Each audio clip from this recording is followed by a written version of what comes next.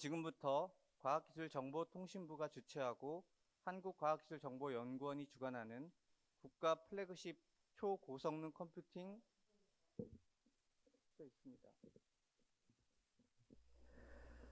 초고성능 컴퓨팅 인프라 고도화 사업의 기획 공청회를 시작하도록 하겠습니다. 먼저 바쁘신 일정 중에도 온라인을 통해 이번 공청회에 참여해 주신 국민 여러분과 관련 분야 전문가분들께 깊이 감사드립니다. 저는 이번 사업의 기획연구 책임자이자 오늘 사회를 맡은 전략컨설팅 지편의 대표 양현모입니다. 반갑습니다. 우리 정부는 지난 88년부터 초고성능 컴퓨터 법에 근거하여 국가 최고 수준의 초고성능 컴퓨팅 인프라를 구축하고 국가센터 내에서 국내의 거대 과학과 인공지능과 관련된 혁신 연구를 견인하도록 지원해 왔습니다. 이를 위해서 효율성이 저하된 시스템을 주기적으로 교체하고 성능을 업그레이드해 왔으며 2018년부터 현재까지 5호기가 운영 중에 있습니다. 오늘 공청회는 지난 5월부터 본격적으로 기획이 시작된 국가 플래그십 초고성능 컴퓨팅 인프라 고도화 사업의 일명 슈퍼컴퓨터 6호기 사업에 대한 기획 결과를 공유하고 다양한 사용자 그리고 전문가분들의 의견을 수렴하는 자리입니다. 오늘 공청회 진행 순서를 간략히 말씀드리겠습니다. 먼저 1부에서는 국가 초고성능 컴퓨팅 센터의 이식 본부장께서 이번 사업의 기획 결과를 약 30분간 발표해 주시겠습니다. 이어지는 2부에서는 숭실대학교 최지영 교수님을 좌장으로 하여 주무부처와 주관기관 그리고 외부 전문가 3분이 참석하시는 패널 토론과 질의응답이 진행되겠습니다. 온라인으로 참석하고 계신 분들도 실시간 채팅창을 통해서 이번 슈퍼컴 6호기 구축 사업의 기획 결과에 대한 질문을 올려주실 수 있고요. 질의응답 시간에 올려주신 내용을 정리해서 답변해 드릴 예정입니다. 적극적인 참여 부탁드리겠습니다. 그럼 진행 순서에 따라 첫 번째로 본 사업의 주무부처인 과학기술정보통신부 이준배 원천기술과장님의 개회사가 있겠습니다. 현재 온라인으로 접속하고 계신데 과학입으로 화면을 넘겨드리겠습니다. 존경하는 국민 여러분 반갑습니다. 과학기술정보통신부 원천기술과 지은한 서기관입니다. 원천기술과장을 대신해서 인사 말씀을 전달드리겠습니다.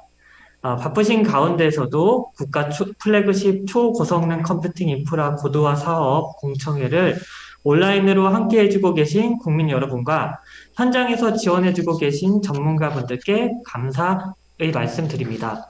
더불어서 이번 사업을 기획하신 최재영 기획위원장님 이하 기획위원회와 키스티 그리고 고견을 아끼지 않으신 많은 전문가, 관계자 여러분의 노고에 감사드립니다. 초고성능 컴퓨팅은 최첨단 기술의 집약체입니다. 현실의 최고의 전자공학 이론, 반도체 제조 기술, 시스템 기술, 고도의 소프트웨어 기법 등 혁신적인 컴퓨팅 기술이 총동원되며 그 결과물은 경제 및 사회 전반에 걸쳐 혁신 플랫폼으로 자리 잡고 있습니다. 슈퍼컴퓨터로 더 잘 알려져 있는 초고성능 컴퓨터는 그간 계산과학 분야 초거대 규모 문제 지원을 통해 우주의 생성 과정, DNA 구조 분석, 난류, 열 유동 해석 등 과학 문제 해결 및 기술 발전에 기여하며 괄목할 만한 성과를 창출해 왔습니다. 최근에는 데이터의 급증과 인공지능의 고도화에 따라 대용량 데이터 분석과 인공지능 분야의 핵심 인프라로 대두되어 4차 산업혁명 시대 국가 경쟁력의 척도로 인식이 되고 있습니다. 이에 세계 각국은 매년 조 단위의 투자를 통해 초고성능 컴퓨팅 인프라 확보 및 기술 선점 경쟁에 국가적 역량을 집중하고 있으며 미국, 중국, 일본, EU 등에서는 엑사스케일의 초고성능 컴퓨팅 구축 사업이 가시화되고 있습니다. 우리나라도 세계에서 두 번째 초고성능 컴퓨터법을 공표하고 이를 토대로 국가적 육성 체계를 강화하는 등 정부 주도의 선제적 대응으로 초고성능 컴퓨팅 경쟁력 확보를 위해 노력하고 있습니다. 특히 과학기술정보통신부를 비롯한 관계부처는 지난 5월 제36차 비상경쟁 컴퓨팅 강국으로 이끌겠다는 포부를 담은 국가 초고성능 컴퓨팅 혁신 전략을 발표하고 이해 추진을 본격화했습니다. 국가 초고성능 컴퓨팅 혁신 전략은 5대 강국 도약을 목표로 전략적 인프라 구축, 독자적 기술력 확보, 산업화 기반 마련, 10대 국가 전략 분야 중심의 혁신적 활용 활성화 전략을 제시하였습니다. 본 사업은 혁신 전략에 기반하여 기획되었으며 이는 국가 초고성능 컴퓨팅 역량을 크게 향상시키며 엑사스케일 시대로의 도약을 위한 첫걸음이 될 것입니다. 정부는 초고성능 컴퓨터의 자원 확충을 통해 우리나라가 세계와 경쟁할 수 있는 기회의 장을 제공할 수 있도록 하겠습니다.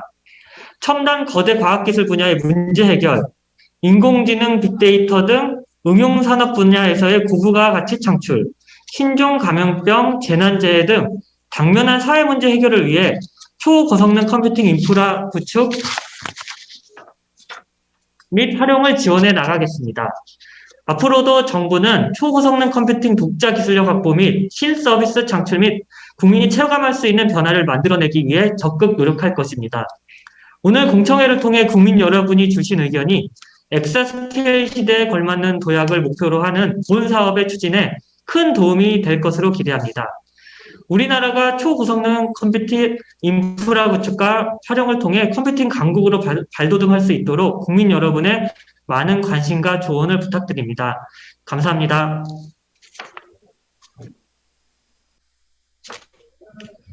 됐어요? 과기정통부의 개회사 잘 들었습니다. 우리나라 과학기술 경쟁력의 핵심 인프라로서 초고성능 컴퓨터가 가지는 의의와 정부 투자의 필요성을 잘 설명해 주신 것 같습니다. 이어서 이번 사업기획과 공청회를 주관하는 한국과학기술정보통신연구원 김재수 원장님의 환영사가 있겠습니다. 큰 박수로 맞아주시기 바랍니다.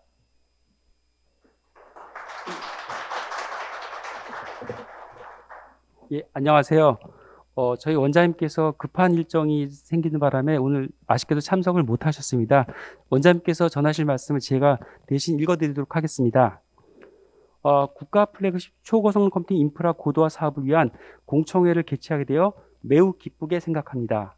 바쁘신 일정에도 불구하고 오늘 이 자리를 온라인으로나마 함께해 주고 계신 국민 여러분과 산하견관 연구자분들께 감사의 말씀을 드립니다. 특히 바쁘신 일정 속에도 자리를 빛내주신 과학기술정보통신부 이준배 과장님, 오늘 좌장을 맡아주실 최재영 위원장님, 또 패널로 참여해서 좋은 의견을 주실 이명호 교수님, 전은지 교수님, 그리고 박규병 대표님께도 감사드립니다. 오늘 이 자리가 마련되기까지 기획위원회와 수요조사에 참여하신 많은 전문가분들께도 감사드립니다. 코로나19 팬데믹 상황으로 모이기 힘든 상황에서도 한마음으로 참여해 주셔서 사업의 방향을 제시해 주신 데 대해서 진심으로 감사의 말씀을 드립니다. 국가 플래그십 초고성능 컴퓨팅 인프라 구축 사업은 국가센터인 저희 연구원이 1988년 국내 최초의 초고성능 컴퓨터를 구축한 이래로 현재 5억에 이르기까지 매번 차질 없이 수행해 오고 있습니다. 그동안 국가센터의 초고성능 컴퓨터는 국내 과학기술의 비약적인 발전과 혁신성 창출에 기여해 왔습니다.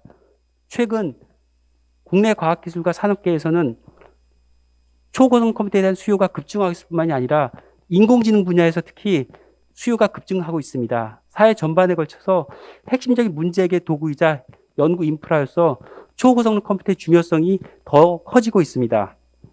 이번 사업의 기획에는 초고성능 컴퓨터 자원에 대한 급변한 수요를 전향적으로 반영하기 위해 계산과학과 거대 AI 분야의 분과위원회를 별도로 구성하였으며 각 분과에서 도출된 수요를 고려하여 국가 플래그십 초고성능 컴퓨터로서의 위상과 역할이 가능한 수준으로 목표 역량을 산출했습니다. 이에 산출된 목표 역량을 기반으로 최적의 시스템 아키텍처를 설계하고 초고성능 컴퓨팅 자원의 효과적인 서비스 제공을 위해 과학기술, 공공, 산업 전반에 걸쳐 전략 분야와 공동활용 체계를 고려한 자원 배분 전략도 함께 수립하였습니다. 이렇듯 최선을 다해 사업을 기획했지만 광범위한 영역과 수요를 모두 고려하지 못한 점이 있을 수도 있습니다. 그래서 이번 자리를 통해서 더 많은 의견을 경청하고 공감대를 형성하고자 하였습니다. 모쪼록 많은 관심과 참여를 통해 적극적으로 의견을 개진해 주시기를 부탁드립니다. 초고성능 컴퓨터는 의심할 여지 없이 국가 경쟁력 강화를 위해 필수 불가결한 인프라입니다. 저는 오늘 공청회가 초고성능 컴퓨터의 중요성을 재확인하고 엑사스케일 시대를 여는 도전을 온 국민이 함께 시작하는 중요한 기회가 되리라고 기대합니다. 감사합니다. 한국과학정보연구원 원장 김재수.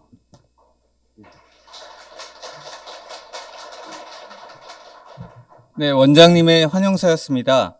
그간 국가센터로서 키스티가 해온 역할뿐만 아니라 새롭게 다가오는 디지털 전환 시대를 선도해 가기 위한 측면에서 앞으로의 책임과 임무를 잘 설명해 주신 것 같습니다. 그럼 이제부터 본격적으로 오늘 공청회의 주제인 국가 초고성능 컴퓨팅 인프라 고도화 사업의 기획 결과를 키스티 국가센터의 이식 본부장님께서 발표해 주시겠습니다. 사업의 추진 배경과 필요성, 그다음에 구축 목표 역량을 포함한 주요 사업 내용과 함께 타당성 분석 결과 등을 자세히 설명해 주시겠습니다. 다시 한번 이식 본부장님을 큰 박수로 맞아주시기 바랍니다.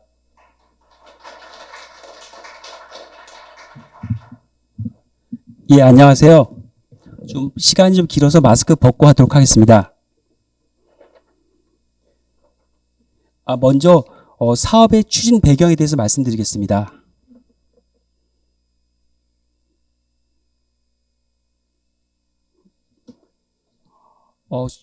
저희가 보통 초고성능 컴퓨터를 말 쓰고 있지만 아마 일반인들한테는 슈퍼컴퓨터를 말도 익숙할 것 같습니다. 기준이 이렇게 명확하지는 않습니다. 저희는 그래서 세계에서 가장 빠른 컴퓨터 500대를 보통 슈퍼컴퓨터, 초고성능 컴퓨터라고 부릅니다. 금액적으로는 대략 한 1,500만 달러를 넘는 컴퓨터를 대상으로 하고 있습니다. 활용 분야는 굉장히 넓습니다. 기존의 어떤 계산과학 분야에서 시뮬레이션에서 많이 사용해 왔습니다. 그리고 어떤 융복합 응용 연구, 이론과 실험 같이 결합해서 많이 활용해 왔고요.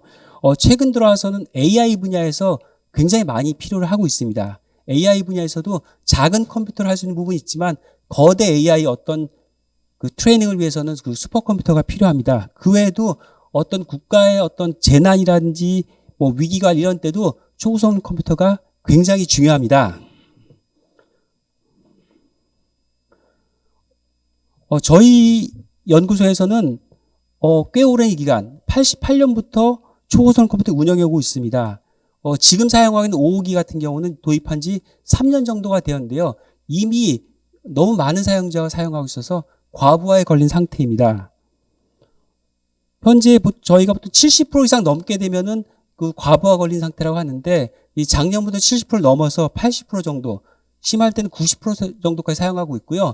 그 연구자들이 저희의 자원을 사용하고 싶어 하지만 그 중에 한 절반 정도밖에 지원해주지 못하고 있습니다. 해외 각국에서도 이 초고성능 컴퓨터의 중요성을 알기 때문에 굉장히 투자를 많이 해오고 있습니다. 중국, 일본, 미국 같은 경우는 자체 기술로 초고성능 컴퓨터를 개발해 오고 있고요. 유럽은 사실은 이 개발 쪽에서는 관심이 없었다가 최근 들어와서 관심이 급증하고 있습니다. 그래서 이 중국, 유럽, 일본, 미국에서 각각 다음 세대 컴퓨터인 엑스아크 컴퓨터를 만드는 프로젝트가 여러 개 진행되고 있습니다. 아마도 6호기가 성공으로 진행됐던 시점에는 이미 몇 개가 저희 눈앞에서 가동되는 걸 볼 수 있을 것 같습니다. 그 외에도 저희가 지난 시스템까지는 주로 전통적인 시뮬레이션 연구자들 지원해 드렸는데요. 최근 들어와서 인공지능 분야에서 굉장히 그 컴퓨팅 수요가 늘어나고 있습니다.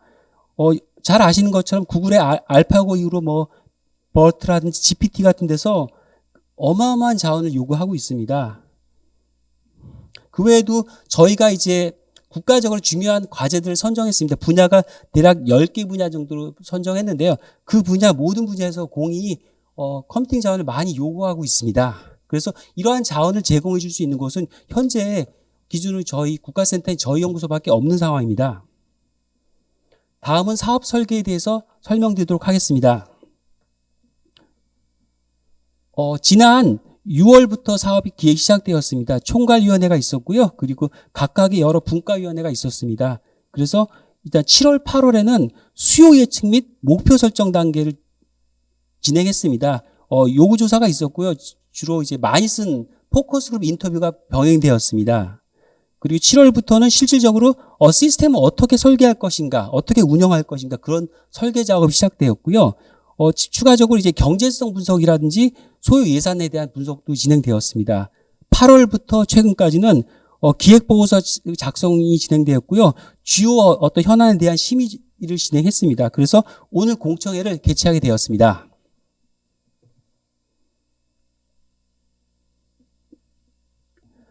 수요 예측은 저희가 이제 크게 두 가지 방식을 진행했습니다. 이제 탑다운 방식이 있었고요. 바텀업 방식이 있습니다.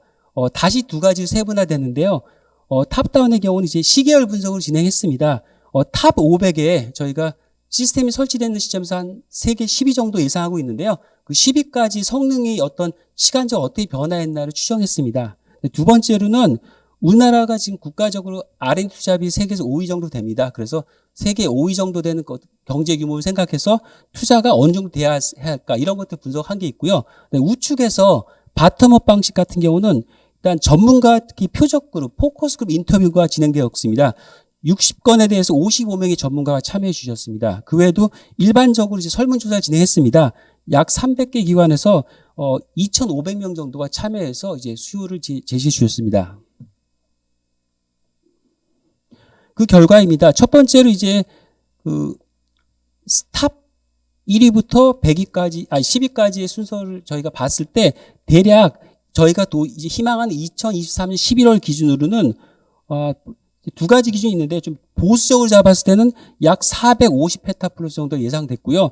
조금 도전적으로 잡았을 때는 약 900페타플러스를 예상하고 있습니다. 그래서 평균적으로 한 674페타를 예상하고 있습니다. 우측에서는 이제 국가 R&D 투자 비율을 한번 저희가 추정을 해봤습니다.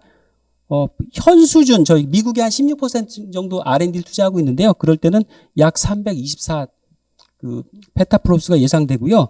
그다음 조금 더 도전적으로 설정했을 때는 약 890이 나왔습니다. 그래서 평균적으로는 약 607 페타플러스 성능이 필요할 것이라고 이제 예측되고 있습니다. 전문가 표적 집단의 결과입니다. 계산과학 분야 쪽에서는 전통적으로 많이 쓰고 있는 소재 나노 분야를 포함해서 생명이라든지 기상, 핵융합, 이런 재난재, 이런 국방 모두 포함했습니다. 그렇게 조사했고요. 인공지능 분야에서는 작은 인공지능 분야는 제외하고 큰 쪽, 예를 들면 바이오라든지 드럭 디스커버리, 컴퓨터 비전, 랭귀지 모델 이런 쪽에 대해서 저희가 조사를 했습니다. 올 8월에 진행되었고요. 조사 내용은 상세한 건 제가 말씀드리지 않겠습니다. 결과적으로 맨 밑에 보시면 나온 것처럼 보수적으로 산정할 때는 444 페타플롭스 정도, 그리고 조금 더 도전적으로 설정했을 때는 약 1480 페타플롭스 성능이 필요하다는 결과가 나왔습니다. 평균은 대략 962 페타플롭스입니다. 저희가 많은 유저들이 저희 슈퍼컴퓨터 사용하고 있습니다. 그분들께 설문조사 했습니다. 그래서 저희가 역시 8월 초에 이제 약 2주간 진행되었는데요. 향후 5년간 얼마 정도 초고성능 컴퓨터 쓸 계획인가, 이런 것도 조사했고요. 그 결과는 마지막에 나와 있습니다. 보수적으로 잡으면 634 페타플롭스 정도가 나왔고요. 조금 더 도전적으로 설정할 때는 1085 페타플롭스가 산출되어서요. 평균적으로는 약 859 페타플롭스라는 성능이 필요하다고 조사가 되었습니다. 방금 말씀드린 내용을 한 페이지 정리해 보았습니다. 그래서 보수적 시나리오가 각각 446, 324 그리고 1078로 집계가 되었고요. 도전적으로 했을 때는 901, 890, 2565 페타플로스가 나왔습니다. 그래서 이걸 저희가 중도적으로 이제 대략 잡았더니 한 674, 607, 1820 정도가 나왔고요. 그걸 종합적으로 했을 때 최소한 600 페타플로스는 필요할 것이라는 그런 결과가 얻어졌습니다. 다음은 사업 추진 계획입니다. 먼저 비전입니다.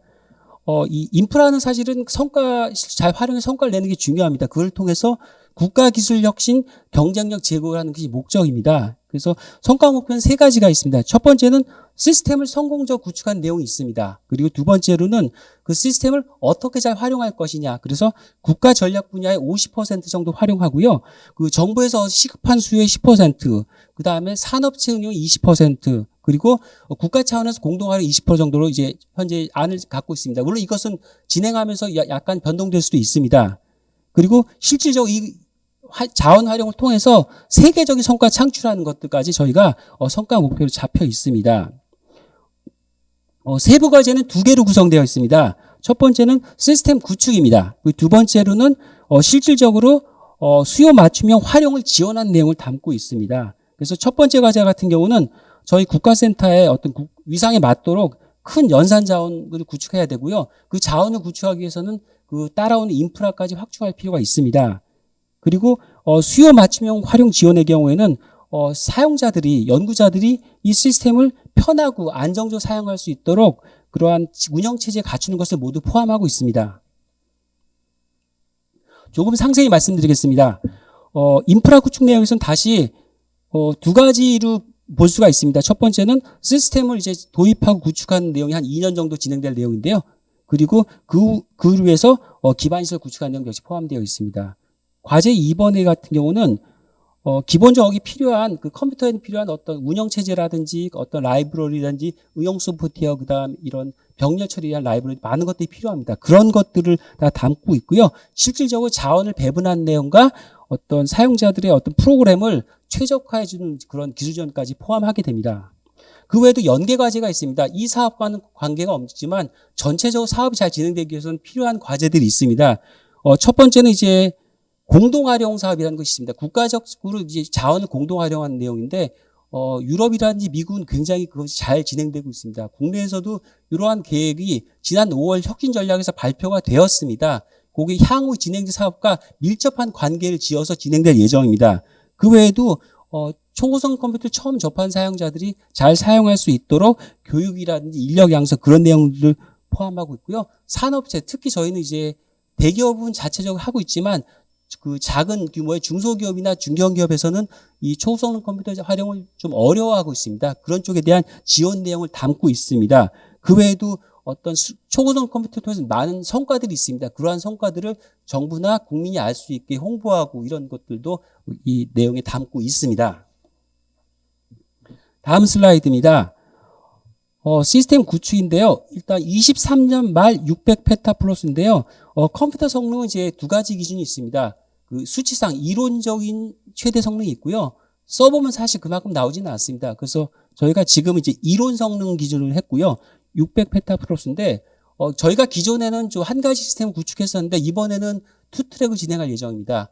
일단 기존의 전통적인 시뮬레이션 하시는 분들도 중요하고 동시에 거대 AI를 사용하는 분들은 어떤 헤테로지니어스 컴퓨팅 특히 GPU 쪽을 많이 필요로 하고 있습니다. 그래서 이 저희가 기계 한 대가 이제 그 안에서 두 가지가 같이 이제 구성되는 형식을 하고 있습니다. 현재 계획은 CPU와 GPU의 비율을 한 1대2 정도로 예상하고 있습니다. 그리고 스토리지 같은 경우도 저희가 섞어서 구성했는데요. 그 컴퓨팅 쪽에 붙는 스토리지는 빠른 스피드가 필요하기 때문에 SSD를 구성했고요. 그 데이터 저장용으로는 하드디스크를 해서 합쳐서 200페타플러 정도 예상하고 있습니다. 그 다음에 그 안에 노드 간의 인터커넥션이 굉장히 중요하기 때문에 400GBps로 구성할 예정입니다.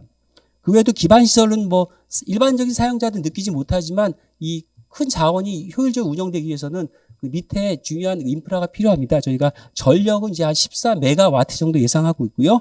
그 다음에 발열이 많기 때문에 냉각, 그 다음에 설치 공간 이런 것들이 있는데요. 저희가 몇 년 전에 그 장비를 이제 설치할 건물을 지었습니다. 현재 5호기가 운영 중이지만 6호기에 설치할 공간이 거기 이제 이미 확보되어 있습니다. 그 공간을 활용할 거고 인프라 일부는 이미 구축된 부분을 활용할 것이고 부족한 부분에 대해서 요번에 장비를 설치하면서 같이 설치할 예정입니다. 예, 조금 상세한 그림인데요. 왼쪽 그림의 컴퓨팅 노드 말씀드리겠습니다. 일단 CPU 온리 노드 같은 경우는 파티션 렉에 CPU가 2대 들어가는 거고요. 렉이 아니군요. 컴퓨팅 노드에 CPU가 2대 들어가고 GPU는 들어가지 않습니다. 그리고 오른쪽에 있는 CPU와 GPU가 같이 섞인 부분에 대해서는 CPU는 하나 꽂히고 GPU는 4개가 꽂힙니다. 그렇게 구성될, 그것은 물론 전부 다 인터커넥션이 연결되고 스토리지와 연결되게 됩니다. 다음 슬라이드입니다. 소프트웨어 여러 가지 기본적인 소프트웨어는 같이 설치되게 됩니다. 운영체제는 물론이고요. 그다음에 이제 어떤 작업 관리 툴은 물론이고요. 시스템 구성이나 관리하는 도구도 설치가 될 테고요. 최근 들어서 가상화가 굉장히 중요하기 때문에 가상화 도구들과 작업 관리 툴도 설치가 됩니다. 그 외에도 여러 가지 연구자들이 필요한 컴파일러라든지 병렬 처리 라이브러리, 그다음 수학 라이브러리, 그다음에 인공지능이나 머신러닝을 필요한 프레임워크 등이 설치되고요. 그 외에도 연구자들이 많이 이제 원하는 소프트웨어들이 있습니다. 이제 바스비라든지 그로맥스, 가우시안 뭐 이런 거, NAMD라든지 뭐 오픈폼 이런 것들이 다 설치가 되게 됩니다. 좀 전에 말씀드린 것처럼 자원은 굉장히 전략적 운영될 예정입니다. 50%가 주요 국가에 설정한 10대 전략 분야에 우선적으로 배정될 예정이고요. 아까 말씀드린 것처럼 정부에서 필요로 한 그 시급한 사항에 대한 그 자원을 제공하기 10%는 이제 그쪽에 배정이 되어 있고요. 산업체 20%. 물론 산업체는 조금 차이가 나는 게 여기는 영리를 추구하는 기관이기 때문에 좀 굉장히 일반 상용 서비스보다는 적겠지만 일부 사용료를 받을 예정이고요. 그 다음에 공동 활용을 위한 자원은 20%가 이제 할당되게 됩니다. 예, 본 사업은 이제 정부에서 이제 이제 구조가 있습니다. 첫 번째로 이제 정부 여러 부처의 장차관님 참여하신 국가초고성 컴퓨터위원회가 있습니다. 거기 위원회가 있고 기술적으로 검토한 실무위원회도 있습니다. 거기서 이제 총괄을 할 때 그 밑에 주관 부서는 과기정통부의 원천기술과가 됩니다. 그리고 저희가 실질적 업무를 할 텐데요. 저희가 항상 장비 도입할 때는 어떤 효율성이라든지 공정성을 답보하기 위해서 외부 전문가가 참여하게 됩니다. 그래서 도입 선정위원회와 어떤 실무적인 기술적 검토나 기술위원회도 같이 구성해서 일을 진행할 예정입니다. 다음은 구축비입니다. 현재 예산은 지금 두 가지가 있는데요. 왼쪽에 빨간색을 표시된 부분이 2,950억 원입니다. 이것은 순수하게 6호기에 관련된 예산이고요. 우측에는 운영비는 요 사업과 같이 병행되지만 저희 기관에서 이제 사용될 금액입니다. 그래서 본 사업은 전체적으로는 뭐 4,500억 정도 보이지만 실질적으로 투입되는 금액은 2,950억 원을 보셔도 될 것 같습니다. 그 아래 표를 보시면은 일단 2023년 말에 들어오기 때문에 실질적으로 금액에 보면 차이가 납니다. 5년 정도 저희가 리스로 이제 지불하는 형태이기 때문에 23년에 좀 260억 정도 집행이 되고 그 이후에는 약간 549억을 예상하고 있습니다. 유지보수 같은 경우는 도입하고 어느 일정 기간은 이제 무상 서비스가 되기 때문에 초반은 돈이 들어가지 않지만 나중에 들어가면서 계속 비용이 진행되게 되고요. 네, 운영비는 저희 기본 사업에서 계속 집행이 되게 됩니다. 이 일정표입니다. 굉장히 타이트합니다. 저희가 다음 달 초에 예타 신청할 예정이고요. 예타가 보통 과기부 혁신본부에서 진행하는데 6개월 정도 예상하고 있습니다. 그런데 2023년 예산을 싣기 위해서는 그 예산 작업이 병행되어야 합니다. 그래서 그 내년 상반기에는 예타 그 프로세싱을 하는 게 있고 그 다음에 병행해서 예산 확보는 물론이고 기반 시설에 대한 준비가 진행될 것입니다. 그리고 2023년에 예산이 이제 본격적으로 태워졌을 때는 거기 맞춰서 장비를 선정하고 설치한 그런 계획들이 단계적으로 진행되도록 하겠습니다. 다음은 타당성 분석입니다. 첫 번째는 정책적 타당성인데요. 저희가 과학 관련돼서 여러 가지 법이 있습니다. 거기서 저희가 관련된 사항이 많이 있습니다. 일단은 과학주에서 가장 중요한 법이 그 4차 과학기술 기본계획법인데요. 18년부터 22년까지 지금 적용되는 법인데요. 거기 보면 이제 국가 연구기술 장비 활용도에 대한 중요한 사항이 언급이 되어 있습니다. 저희 그 초고속 컴퓨터도 굉장히 중요한 국가적 연구 장비라서 뭐 2,000명 이상의 연구자를 지원해준 그 장비입니다. 두 번째로는 이제 저희가 약 10년 전에 국가 초고성능 컴퓨터 육성 및 기본계획이라는 법이 만들어졌습니다. 그 법에 맞춰서 과기부가 중심이 되어 매 5년마다 기본계획을 세워왔습니다. 거기에서도 이 국가센터 자원을 확충하는 내용이 언급되어 있습니다. 그리고 가장 최근인 5월에 그거 기재부 장관의 위원장을 해서 각부 장관이 참여하신 그 위원회가 있습니다. 거기서 국가 초고속 컴퓨팅 혁신 전략을 발표했습니다. 거기에 보면 이제 초고속 컴퓨팅 강국 도약으로 4차 산업혁명 대도약 실현이라는 거 되어 있습니다. 그래서 앞으로 이제 10년 동안의 로드맵이 설정되어 있습니다. 그게 세 가지 내용이 있습니다. 첫 하나는 선진적 인프라를 구축하겠다는 내용이 담겨 있고요. 두 번째로는 그 인프라를 잘 써서 성과를 내겠다는 활용 측면이 있고요. 세 번째로는 우리도 이제 한번 자체 기술적으로 국산 기술로 어떤 초고속도 만들어보자는 기술 개발 꼭지가 담겨 있습니다. 이러한 세 꼭지가 균형 잡게 잘 잡혀 있습니다. 거기서 첫 번째가 바로 국가사업의 인프라 확충한 내용이기 때문에 본 사업은 거기와 잘 매칭이 되고 있습니다. 그 외에도 뭐 기초연구진흥 종합계획이라든지 지금 정부의 10대 국정과제 등과도 밀접한 관련이 있다고 저희는 파악을 하고 있습니다. 기술적 타당성 분석입니다. 초고성능 컴퓨터 용어를 사용하는 과제가 많이 있습니다. 저희 외에도 기상청이 있습니다. 그 기상청 같은 경우는 저희와 다른 점이 뭐냐 하면은 여긴 100% 기상, 일기예보만 쓰는 컴퓨터고 그 일반적인 사용자는 사용할 수 없습니다. 따라서 이것은 저희와 좀 성격이 다릅니다. 그 외에도 이제 과기부에서 진행한 사업이 2개가 더 있습니다. 광주광역시와 함께 진행하고 있는 AI 중심의 산업융합 집적단지 조성 사업이 있고요. 그 다음에 인공지능 고성능 컴퓨팅 자원 지원 사업이 있습니다. 이 두 사업 같은 경우는 용도가 저희가 완전히 달라요. 저희는 일반적인 과학자를 대상으로 하는 데 비해서 여기는 산업체 대상이고요. 작은 규모의 인공지능을 지원하고 있습니다. 따라서 저희처럼 과학자들을 위한 컴퓨터 시뮬레이션이나 거대 AI를 지원하는 사업은 아니기 때문에 이게 정확하게 차별화가 되고 있습니다. 그런데 이런 말씀 하시는 분도 있어요. 꼭 그 비싼 컴퓨터를 사와야 되냐, 빌려 쓰면 안 되냐. 최근 들어와서 아마 클라우드라는 말이 많이 나오면서 그 생각들을 하시는 것 같아요. 굉장히 좋은 아이디어입니다. 하지만 이거 차이가 뭐냐 하면요. 잠깐씩 쓰는 분들은 클라우드가 맞습니다. 1년에 보름 쓰신다. 그럼 저는 무조건 클라우드 쓰라고 말씀을 드립니다. 그렇지만 이게 자원을 계속 50%, 70%, 80% 계속 쓴다고 생각할 때는 그 클라우드 비용은 감당할 수 있는 수준이 아니라 굉장히 비쌉니다. 따라서 자원을 상시적으로 많이 쓰시는 분들은 클라우드가 아니라 자체적인 컴퓨터를 구축하는 게 답입니다. 그래서 만약에 저희 컴퓨터를 도입하지 않고 그 연구자들이 해외에 구글이라든지 MS의 클라우드 서비스 쓸 때는 그 비용이 약 2조 원 정도 예상합니다. 그래서 저희 장비를 구축하는 것보다 7, 8배 정도 더 큰 비용이 지출된다는 걸 알 수 있습니다.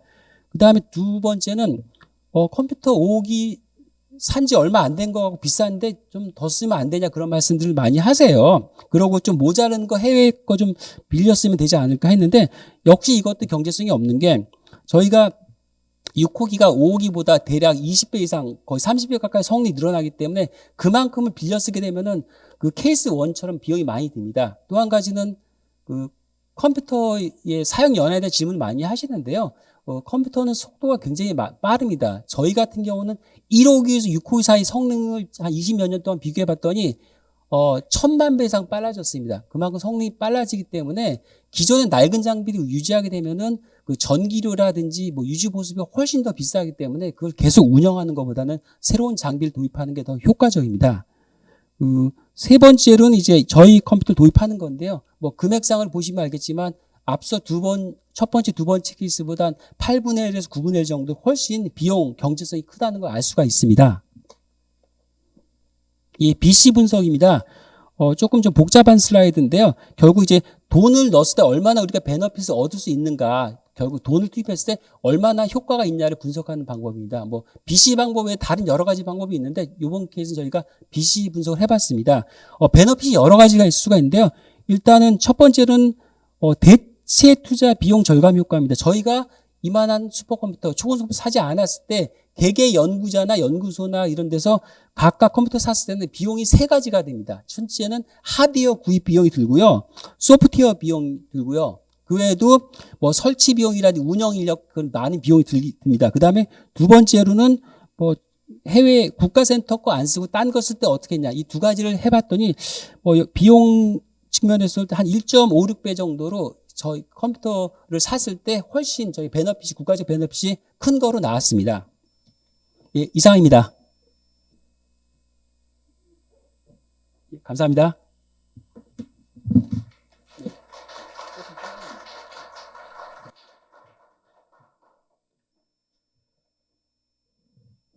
네, 지금까지 이식 본부장님께서 오늘의 가장 중요한 주제인 초고성능 컴퓨팅 인프라 구축 사업 고도화 사업에 대한 기획 결과를 말씀해 주셨습니다. 전반적으로 사업 기획의 전체 내용을 다루기에는 좀 발표 시간이 부족할 수도 있습니다. 특히 슈퍼컴퓨터가 가지고 있는 중요한 기능인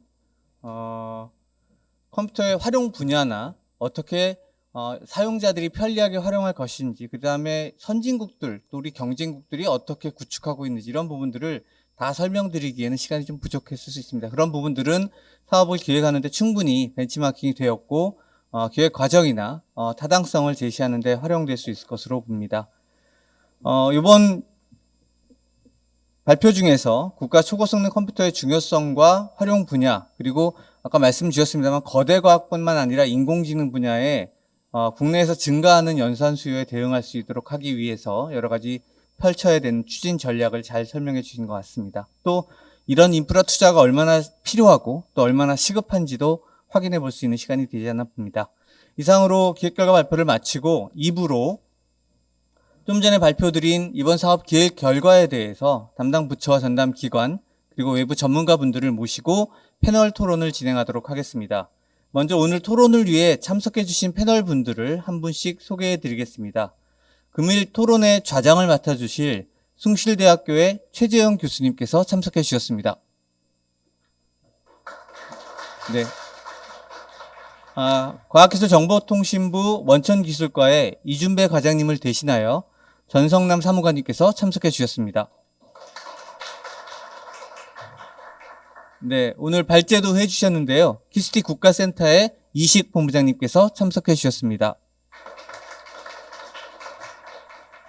그리고 외부에서 카이스트의 전은지 교수님께서 참석해 주셨습니다. 이어서 명지대학교의 이명호 교수님께서 참석해 주셨습니다. 마지막으로 산업계에서 주식회사 튜닙의 박규병 대표님께서 참석해 주셨습니다. 네, 진행에 앞서서 다시 한번 안내 드리겠습니다. 패널 토론이 진행된 이후에 질의응답 시간이 있을 예정인데 온라인 유튜브 댓글창을 통해서 궁금한 사항들을 보내주시면 그중에 중요한 내용, 중복된 내용들을 발췌해서 또 별도로 답변 드리는 시간을 갖도록 하겠습니다. 많은 참여 부탁드리겠습니다. 그럼 오늘 패널 토론의 좌장이신 최재훈 교수님께 마이크를 넘겨드리겠습니다. 큰 박수로 맞아주시기 바랍니다.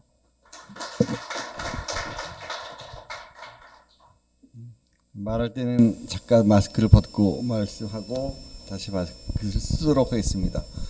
이제부터 국가 플래그십 초고성능 컴퓨팅 인프라 고도화 사업의 진행을 위해서 전문가들을 모시고 패널 토론을 시작하도록 하겠습니다. 오늘 가장 먼저 이 패널에서 부탁을 드리고자 하는 분은 카이스트 항공우주공학과의 전은지 교수님입니다. 전은지 교수님은 이 전통적인 이 거대 과학 분야에서 어떻게 슈퍼컴퓨터를 이용해서 연구를 하는지에 대해서 이 말씀을 나누도록 하겠습니다. 전은지 교수님. 네, 안녕하세요. 카이스트 항공우주공학과 조교수 전은지입니다. 네, 저는 오늘 제일 먼저 그 계산과학자, 즉 이 슈퍼컴퓨터 사용자로서 말씀을 좀 드리려고 하는데요. 여기 지금 아마도 이 이야기를 일반 대중분들도 많이 듣고 계실 것 같아서 좀 더 쉽게 이야기해 보도록 하겠습니다. 일단 계산과학이라는 말을 되게 많이 하는데 계산과학이 무엇을 하는 것인가에 대해서 좀 생각을 해보겠습니다. 일단 우리가 어떤 자연현상이나 혹은 인공현상을 이해하려고 하면 그게 어떻게 그렇게 돼서 어떻게 그렇게 되는지를 알아야 합니다. 이걸 이렇게 쉽게 이야기할 수 있는데 보통 이제 우리는 이 패턴을 찾아서 수식을 쓰거든요. 그래서 그 수식을 쓰고 그리고 나서 그 수식을 풀려고 합니다. 보통 이 수식을 지배방정식이라고 말하는데요.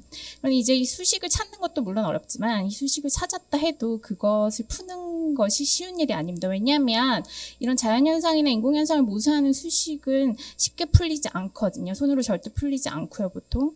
그래서 이제 우리가 이 수식을 풀려고 컴퓨터를 보통 사용을 하고요. 이제 이렇게 뉴메리컬 스터디를 많이 하는 사람들 계산과학자라고 부르고 저도 그 중에 한 명입니다. 이제 그러면 니네 그럼 그렇게 수식 몇 개 풀려고 이렇게 돈을 많이 들여서 컴퓨터를 쓴다는 말이냐라는 질문을 하실 수도 있겠는데요. 이 수식을 푸는 게 생각보다 우리 삶에 밀접하게 영향을 끼치고 있다는 말씀을 드려보겠습니다. 일단 제 연구 분야를 말씀을 드려볼게요. 저는 항공우주공학자고 우주공간에 날아다니는 물체 주변의 기체 흐름을 연구합니다. 좀 뜬구름 잡는 이야기처럼 들릴 수 있는데요. 일단 뭐 우리가 뉴스페이스 시대를 맞이했다고 하니까 가장 대표적인 예로 지구 재진입 예를 들어보겠습니다.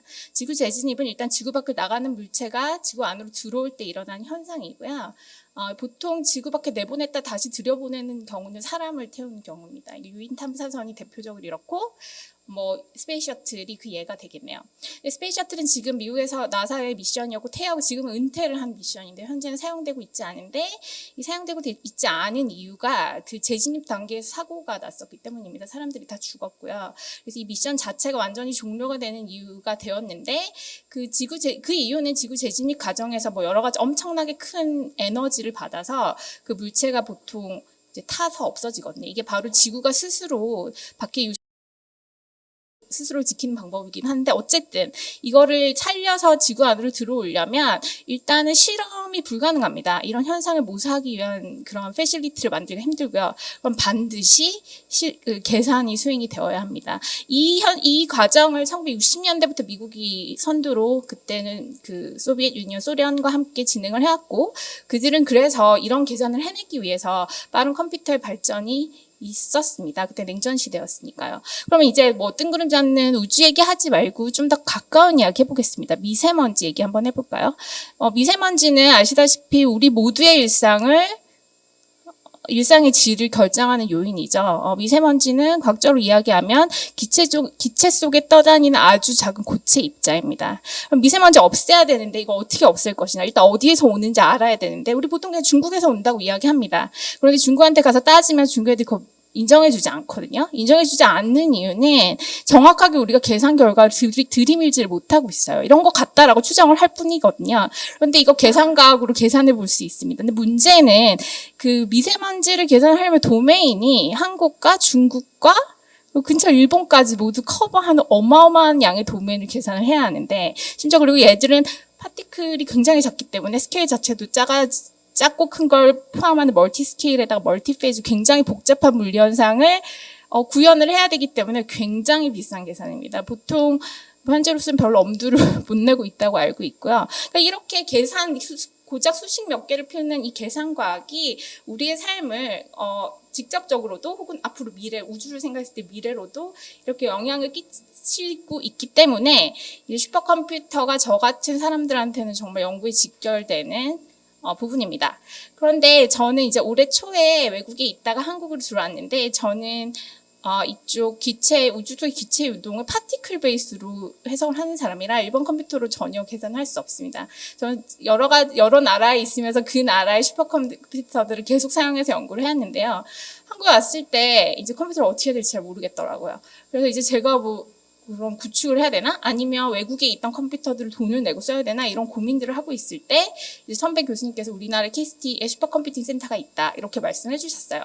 그래서 너무 감사하게도 그 슈퍼컴퓨터를 사용해서 바로 전에 하던 연구를 그 공백 없이 진행을 할 수 있었는데 이제 저희도 학생이 생기고 연구실이 제대로 킥오프가 되면서 계산을 수행하는 양들이 많아지니까 이제 더 많은 노드가 필요하더라고요. 그래서 제가 몇 달 전에 이제 혁신 지원 프로그램이라는 걸 통해서 올해 2차에 지원을 했었거든요. 그러니까 노드를 좀 더 내가 쓸 수 있는 노드를 좀 더 주세요 하고 지원을 했는데 떨어졌습니다.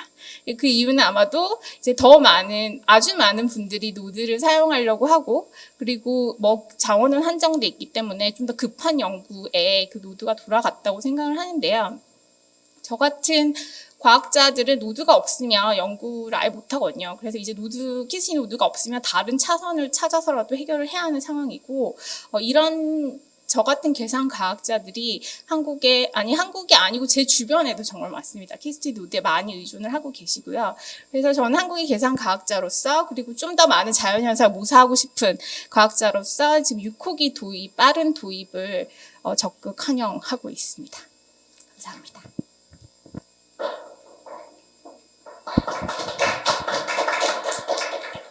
그래서 이 전은지 교수님이 간단히 설명해 주신 거는 전통적인 이제 계산과학 분야에서 왜 슈퍼컴퓨터를 활용을 해야 되는지에 대해서 말씀해 주셨습니다. 이러한 전통적인 계산과학 분야와 더불어서 최근에는 AI 분야에 대한 수요나 이런 게 엄청나게 늘어나 있습니다. 그래서 이에 대해서 말씀을 듣고자 튜닙의 박규병 대표님을 모셨습니다. 박 대표님이 간단히 회사 소개를 부탁을 드렸고요. 국내 AI 분야 현황에 대해서 그리고 이 초고성능 컴퓨터랑 관련이 어떻게 되어 있는지에 대해서 말씀을 부탁을 드렸습니다. 예, 박 대표님. 네, 안녕하세요. 튜닙 대표 박규영입니다. 튜닙은 지난 3월 만들어진 자연어처리 기반의 인공지능 스타트업입니다. 사람의 말을 이해하고 사람처럼 말을 하는 대화 모델을 만들고 있고요. 궁극적으로는 지능을 가진 가상 휴먼을 만드는 것을 목표로 하고 있습니다. 오늘 주제인 초고성능 컴퓨팅하고 인공지능 초거대 모델은 매우 밀접한 관련이 있습니다. 그 중에서도 언어 모델, 대화 모델이 그 논의의 중심에 있습니다. 그래서 튜닙도 어떻게 하면 이러한 패러다임 속에서 역할을 할 수 있을지 계속 고민을 하고 있습니다. 그 때문에 제가 여기에 있는 것 같습니다. 작년 하반기에 인류가 만든 가장 뛰어난 인공지능을 일컬어지는 오픈 AI GPT-3 모델이 공개되었습니다. 이 모델은 그동안 인공지능 필드에서 매우 그럴듯한 가설로 여겨지던 한 가설을 증명한 사례입니다. 그 가설은 모델의 사이즈가 커지면 지능이 발생한다라는 그런 가설입니다.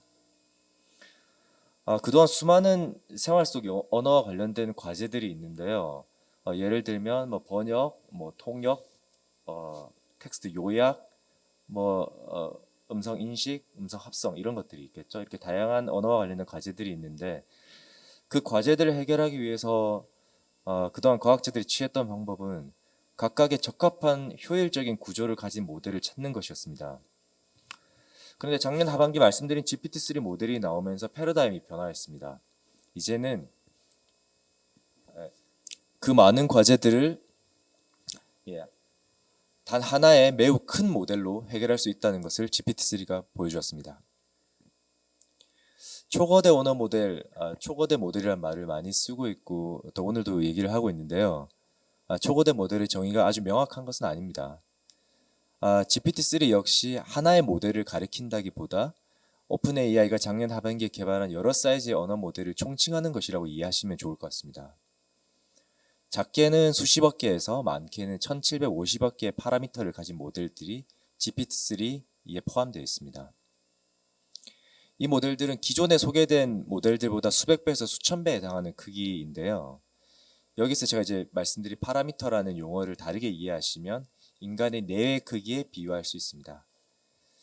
GPT-3 이전까지는 어린아이의 뇌에 어떻게 하면 효율적으로 여러 지식을 주입할 수 있을지를 고민해 왔다면 GPT-3부터는 뇌의 크기 자체를 어른의 사이즈로 키운 것이라고 이해하실 수 있습니다.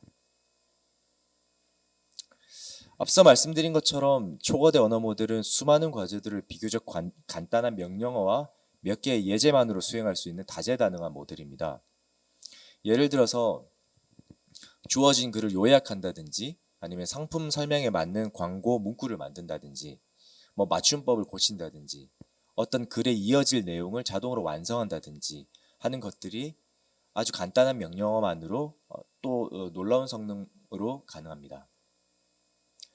뿐만 아니고 인간처럼 인간의 텍스트를 이해하고 자연스럽게 답변을 생성할 수 있다는 점이 매우 놀랍습니다. 예를 들어 GPT-3 대화 모델하고 대화를 나눠보면요. 이 모델이 사람한테 너 무슨 영화를 좋아해? 라고 물으면 사람이 만약에 나 타이타닉 좋아하는데 이렇게 말을 했다고 한다면 GPT-3 모델이 아마도 그래 그 영화에 레오나르도 디카프리오하고 케이트 윈슬렛이 나오지 둘이 안타까운 사랑을 나누는 거야 이런 식으로 얘기를 하게 될지 모르겠습니다. GPT-3 모델 대화를 나눠보신 분들이 많은 분들이 영화 허를 떠올리신 분들이 많습니다. 지금 이 자리에 계신 분들이나 유튜브 방송을 시청하고 계신 분들 중에서도 영화 허를 보신 분들이 더러 계실 것 같은데요. 영화 허 속에서 인공지능 비서가 나오는데 꿈만 같았던 그 인공지능 비서가 우리에게 현실화될 수 있다는 최초의 가시적인 그 무엇을 보여준 것이 바로 GPT-3 모델이라고 할 수 있습니다. 앞서 이제 제가 GPT-3가 나온 이후로 패러다임이 변화했고 인류가 이제 깜짝 놀랐다고 말씀드렸는데 이걸 만든 오픈 AI 회사는 올해 본인들이 만든 모델의 결과를 여러 상용 서비스에 사용할 수 있게 API를 판매하고 있습니다. 다만 오픈AI는 오픈이라는 이름과는 다르게 이 모델을 오픈하지 않았습니다. 이에 문제의식을 지닌 연구자들이 일루더 AI라는 기관을 만들어서 비영리 기관입니다. 오픈AI의 모델들을 모사해서 자체적으로 개발하고 또 공개를 하는 활동을 하고 있습니다.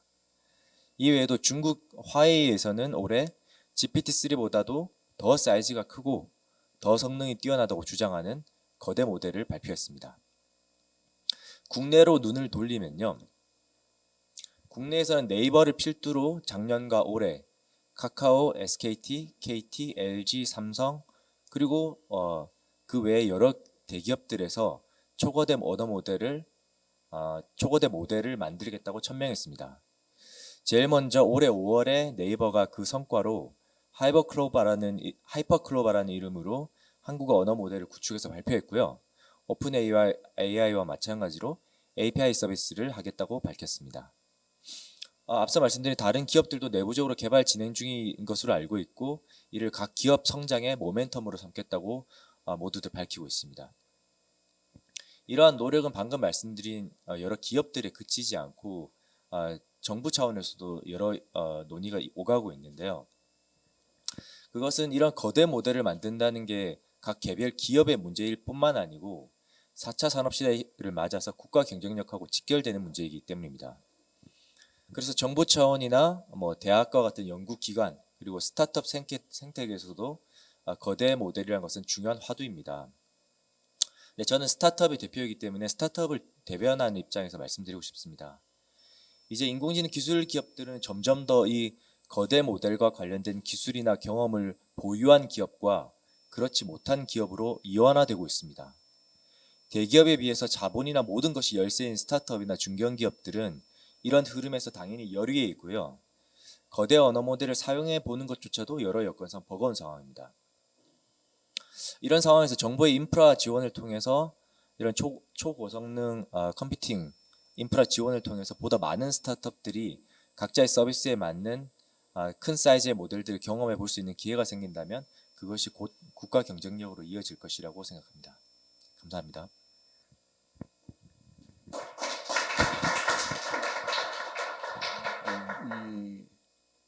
박규병 대표님께서 이 언어 모델, 대표적 언어 모델이 GPT-3라고 말씀하셨고, 그것이 이제 어린애가 아니라 어른 정도의 뇌를 묘사하기 위해서는 몇 억 개, 1750억 개 엄청난 파라미터를 도입을 해서 계산해야 되고, 그러기 위해서는 엄청난 규모의 컴퓨터가 필요하다고 말씀해 주셨습니다. 그래서 이 두 번의 응용하시는 분의 이 전문가가 말씀해 주셨고, 세 번째는 이 명지대학교 이명호 교수님이 6호기의 아키텍처가 어떤 방향으로 선정되는 게 바람직하고 보다 더 잘 활용하고 AI 응용을 포함하기 위해서는 어떠한 아키텍처 요소들이 고려해야 되는지에 대해서 이 전문가 입장에서 말씀을 해주시겠습니다. 이 교수님. 네, 안녕하세요. 명지대학교 이명호 교수입니다.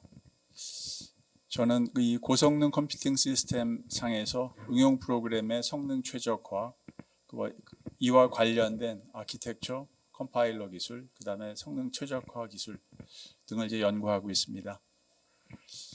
미국 USC 대학 석박사 과정에서부터 시작해서 키스티의 4호기 슈퍼컴을 공급했던 선 마이크로 시스템스에서의 어떤 연구원 생활, 그 다음에 현재 이르기까지 다양한 그 응용 프로그램들, 그 다음에 다양한 시스템 상에서 이러한 연구를 이제 실행해 왔는데, 지난 세월 동안 이렇게 돌아보면은 응용 프로그램 자체도 이제 많이 다양화되어졌고, 그 어떤 응용 프로그램의 계산 요구량 이런 것들이 이제 급격히 이제 늘어나고 있고, 컴퓨터 시스템도 그 시간 동안에 상당히 빠른 속도로 다양한 시스템들이 이제 공급되고 또 사용자의 그 어떤 요구사항도 빠르게 변화하고 있는 것들을 이제 살펴볼 수 있었습니다. 자, 이제 그러한 점들을 고려해서 6호기 아키텍처 선정 어떤 방향이나 이런 점에 있어서 어떤 뭐라고 할까요? 제 희망사항이라고 할까? 아니면 조금 약간 주제 넘는 얘기로 한다면 뭐 조언을 하자고 한다면 뭐 몇 가지 좀 나눠서 좀 설명을 드리도록 하겠습니다. 먼저 오늘 그 토론회에 참석하기 전에 뭐 이제 이식 본부장님 그 발표 자료나 또 관련 자료들을 좀 살펴볼 기회가 있었습니다. 전반적으로 이제 옳은 방향으로 많은 노력을 기울여서 잘 이제 추진하고 계시다고 이제 보고 있고요. 최근에 이제 고성능 슈퍼컴퓨팅의 아주 그 특징적인 면이라고 한다면 뭐 아마 2010년 이후일 겁니다.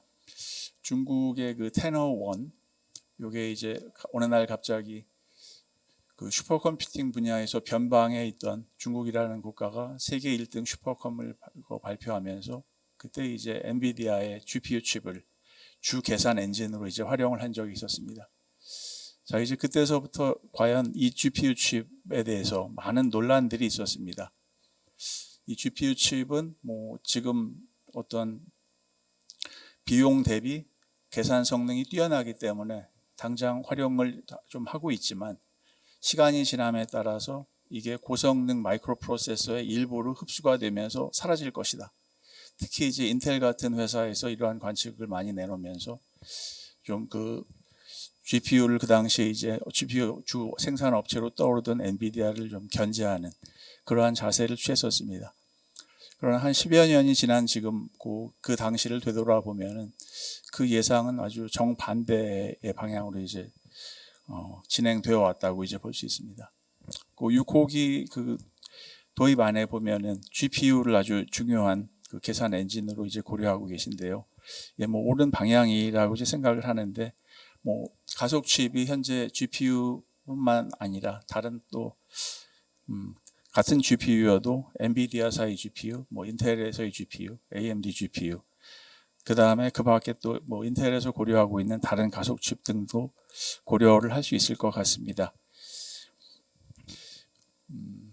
자, 그 다음에 AI를 어떤 그 중요한 그 응용 분야로 이제 전통적인 고성능 컴퓨팅 그 응용 분야, 무슨 항공공학이나 이런 분야 이외에도 최근에 그 AI 응용 분야를 또 중요한 그 응용 분야로 고려하고 계신데요. 이 AI 응용에서 이제 요구하는 어떤 아키텍처적인 요구사항들이 조금 더 있는 것 같습니다. 뭐 예를 들면은 텐서 코어라든지 그 다음에 인터커넥션 네트워크의 그 커넥티비티가 그 기존의 다른 그 인터커넥션 네트워크보다 좀 더 높은 커넥티비티를 이제 요구하는 등 뭐 그러한 사항들이 이제 있는데요. 그런 것들을 이제 좀 잘 고려하셨으면 합니다.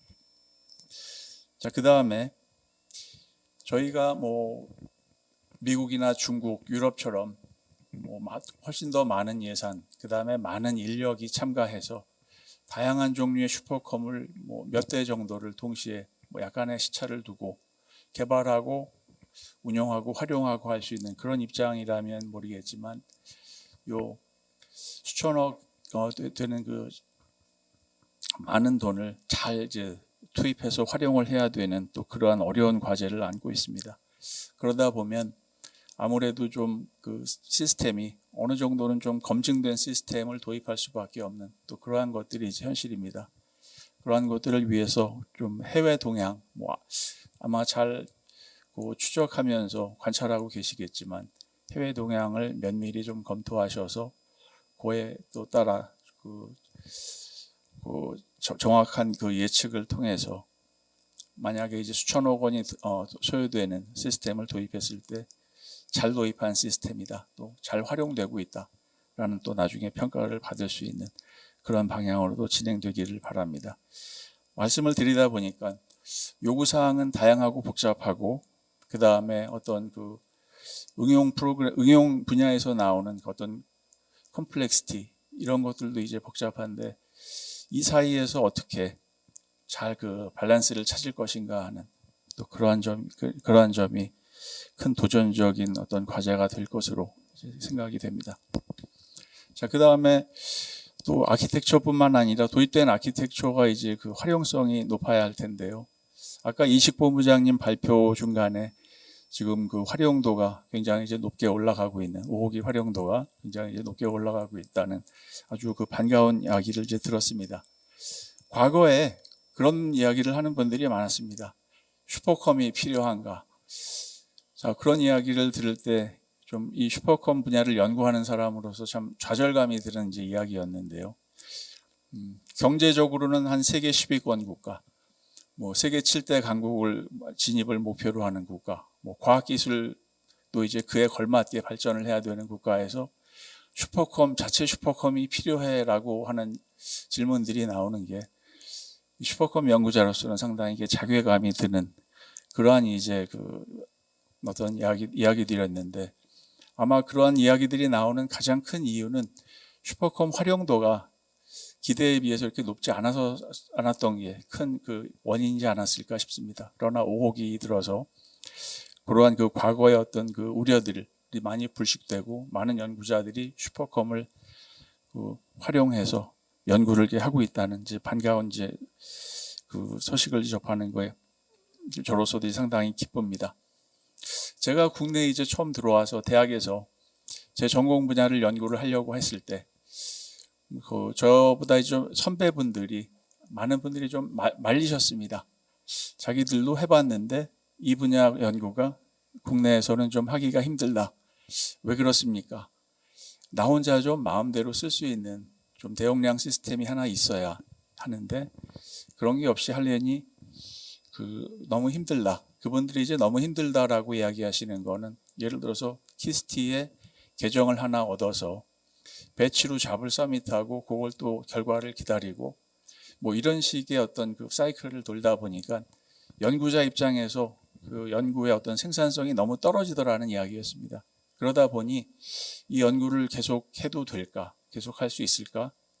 그런 고민을 하면서 유사한 좀 자기 전공 지식을 이제 활용할 수 있는 다른 분야로 연구 분야를 바꾸는 그러한 경우가 많았다라는 그런 이야기를 이제 제가 들었습니다.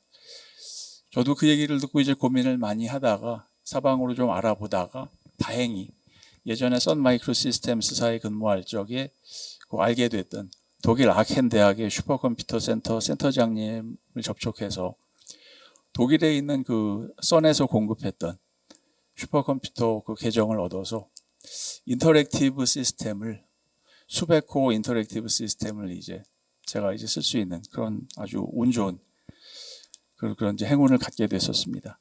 자, 이 말씀을 드리는 이유는 활용도에 대한 그 이야기를 또 좀 드리려고 하는 건데요. 뭐 배치로 잡을 서밋에서 연구하시는 그 연구자분들, 특히 이제 거대 계산하시는 분들도 많이 계시지만 저와 유사한 연구를 하는 연구자들은 이 인터랙티브 하게 사용할 수 있는 자원의 확보가 굉장히 중요합니다. 그래서 그 5호기에서도 그렇고 이제 6호기 도입하실 적에 인터랙티브 그 활용 자원의 그 확보, 요거를 좀 각별히 신경을 써주시면 더 이제 높은 활용도가 이제 아마 관찰하게 되실 거라고, 또 그게 또 이제 우리 과학기술 발전에도 크게 기여가 될 것이다라고 이제 생각을 합니다. 자, 그 다음에 뭐 이미 다 잘 고려는 하고 계시겠지만 어떤 제가 본 자료에는 그 얘기가 안 나와 있어서 좀 말씀을 드리면, 시스템 도입하실 때 사용자들이 어떠한 개발 환경을 원하는지 그 부분에 대한 그 좀 조사가 조금 더 있었으면 합니다. 그게 예를 들면은 지금 5호기 같은 경우 가속칩으로 재원 파일을 쓰고 있습니다. 만약에 재원 파일가 아닌 엔비디아 GPU였더라면 그랬다면 어떻게 됐었을까? 그 당시에 그 어떤 포커스 그룹의 요구사항은 어떤 그 사용 환경에 대한 요구사항은 어떤 것이었던가라는 것들을 한번 재검토하시면서 이 부분에 대한 그 어떤 조사를 한번 또 해보시기 바랍니다. 뭐 그다음에 뭐 클라우드에 대한 부분 뭐 이런 거는 뭐 더 말할 것도 이제 없고요. 자, 그다음에 뭐 아까 이미 또 이식본부장님이 여러 가지 탑다운 바텀업 이런 요구사항들 다 고려하셔서 뭐 600페타플롭 정도를 타겟으로 이제 설정하셨다고 말씀하셨는데 상당히 뭐 고마운 일이고, 그런 600페타 자원을 사기 위해서 국민의 세금을 이제 많이 투입하게 되는 이런 면에서 이제 상당히 고마운 일인데, 이게 600페타가 도입되면 그 후에 5년 이상을 이제 활용을 해야 된다는 점을 감안하면 혹시 좀 더 높은 계산량을 좀 도입할 그 방법이나 가능성은 없는지, 또는 현재 5년 도입 기간을 한 3, 4년 정도로 단축시켜서 6호기 페이스아웃 되기 한 1, 2년 전에 7호기를 좀 도입할 수 있는, 그렇게 해서 600페타 도입하시면 뭐 굉장히 이제 엄청난 그 규모의 이제 시스템이긴 하지만 한 2년 정도 지나면, 지금 5호기 도입하신 지 3년 지나서 활용도 81% 말씀하시는데 6호기 도입하셔도 비슷한 현상을 이제 목격하실 것 같습니다.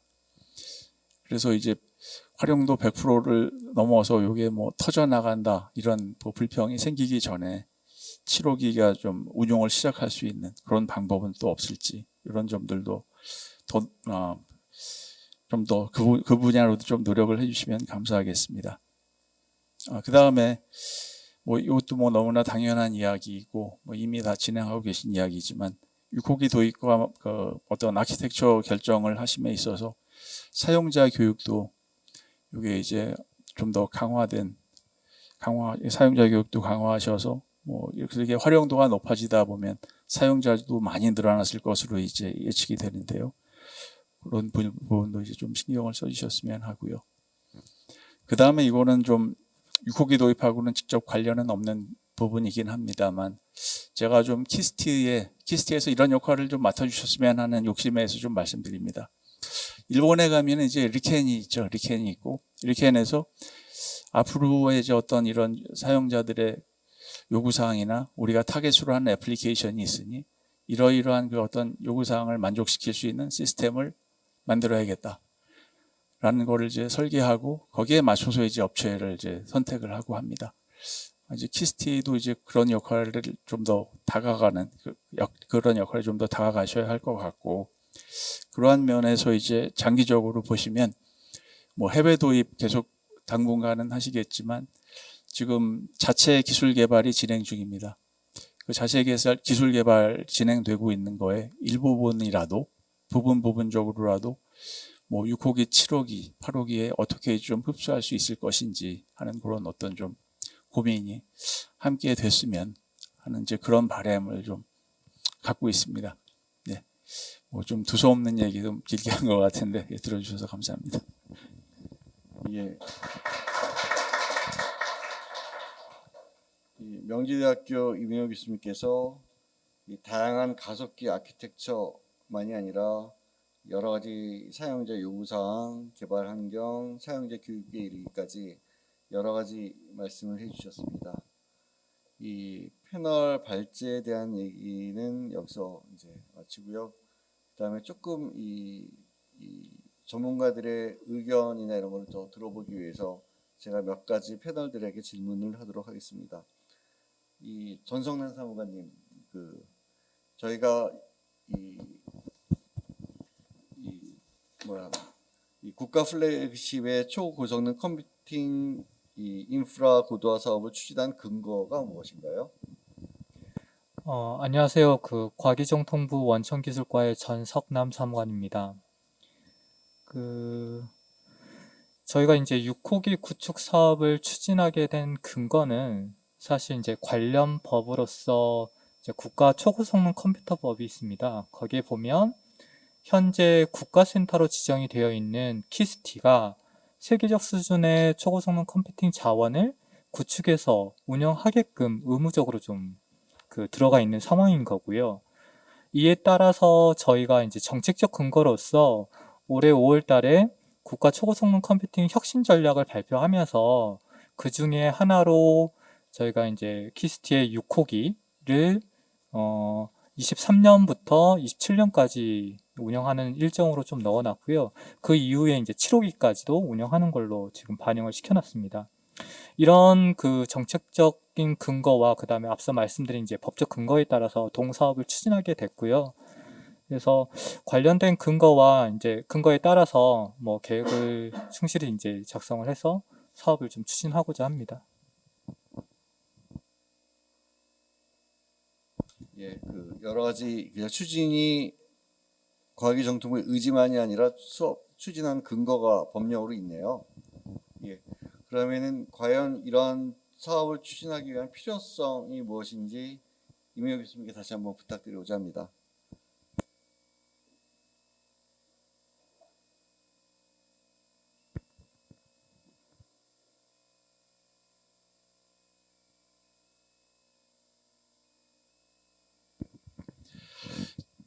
자, 그 2010년, 11년 그때 제가 기억하기로 슈퍼컴퓨팅 그 활용 및 육성 법안 그런 것들이 이제 만들어지면서 이제 지금까지 꾸준히 이제 발전을 해 왔는데요.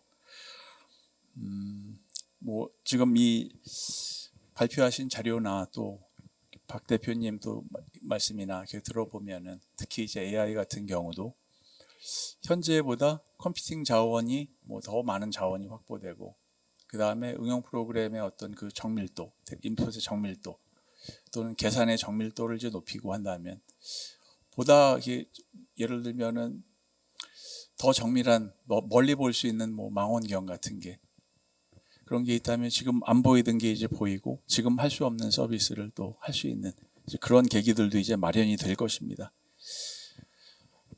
그 다음에 그 아까도 제가 말씀을 드렸지만 슈퍼컴퓨팅 자원이 뭐 안 쓴다, 안 써서 뭐 활용도가 떨어진다. 그렇게 이제 한쪽에서 이야기하는 반면에 다른 쪽에서는 없어서 못 쓴다.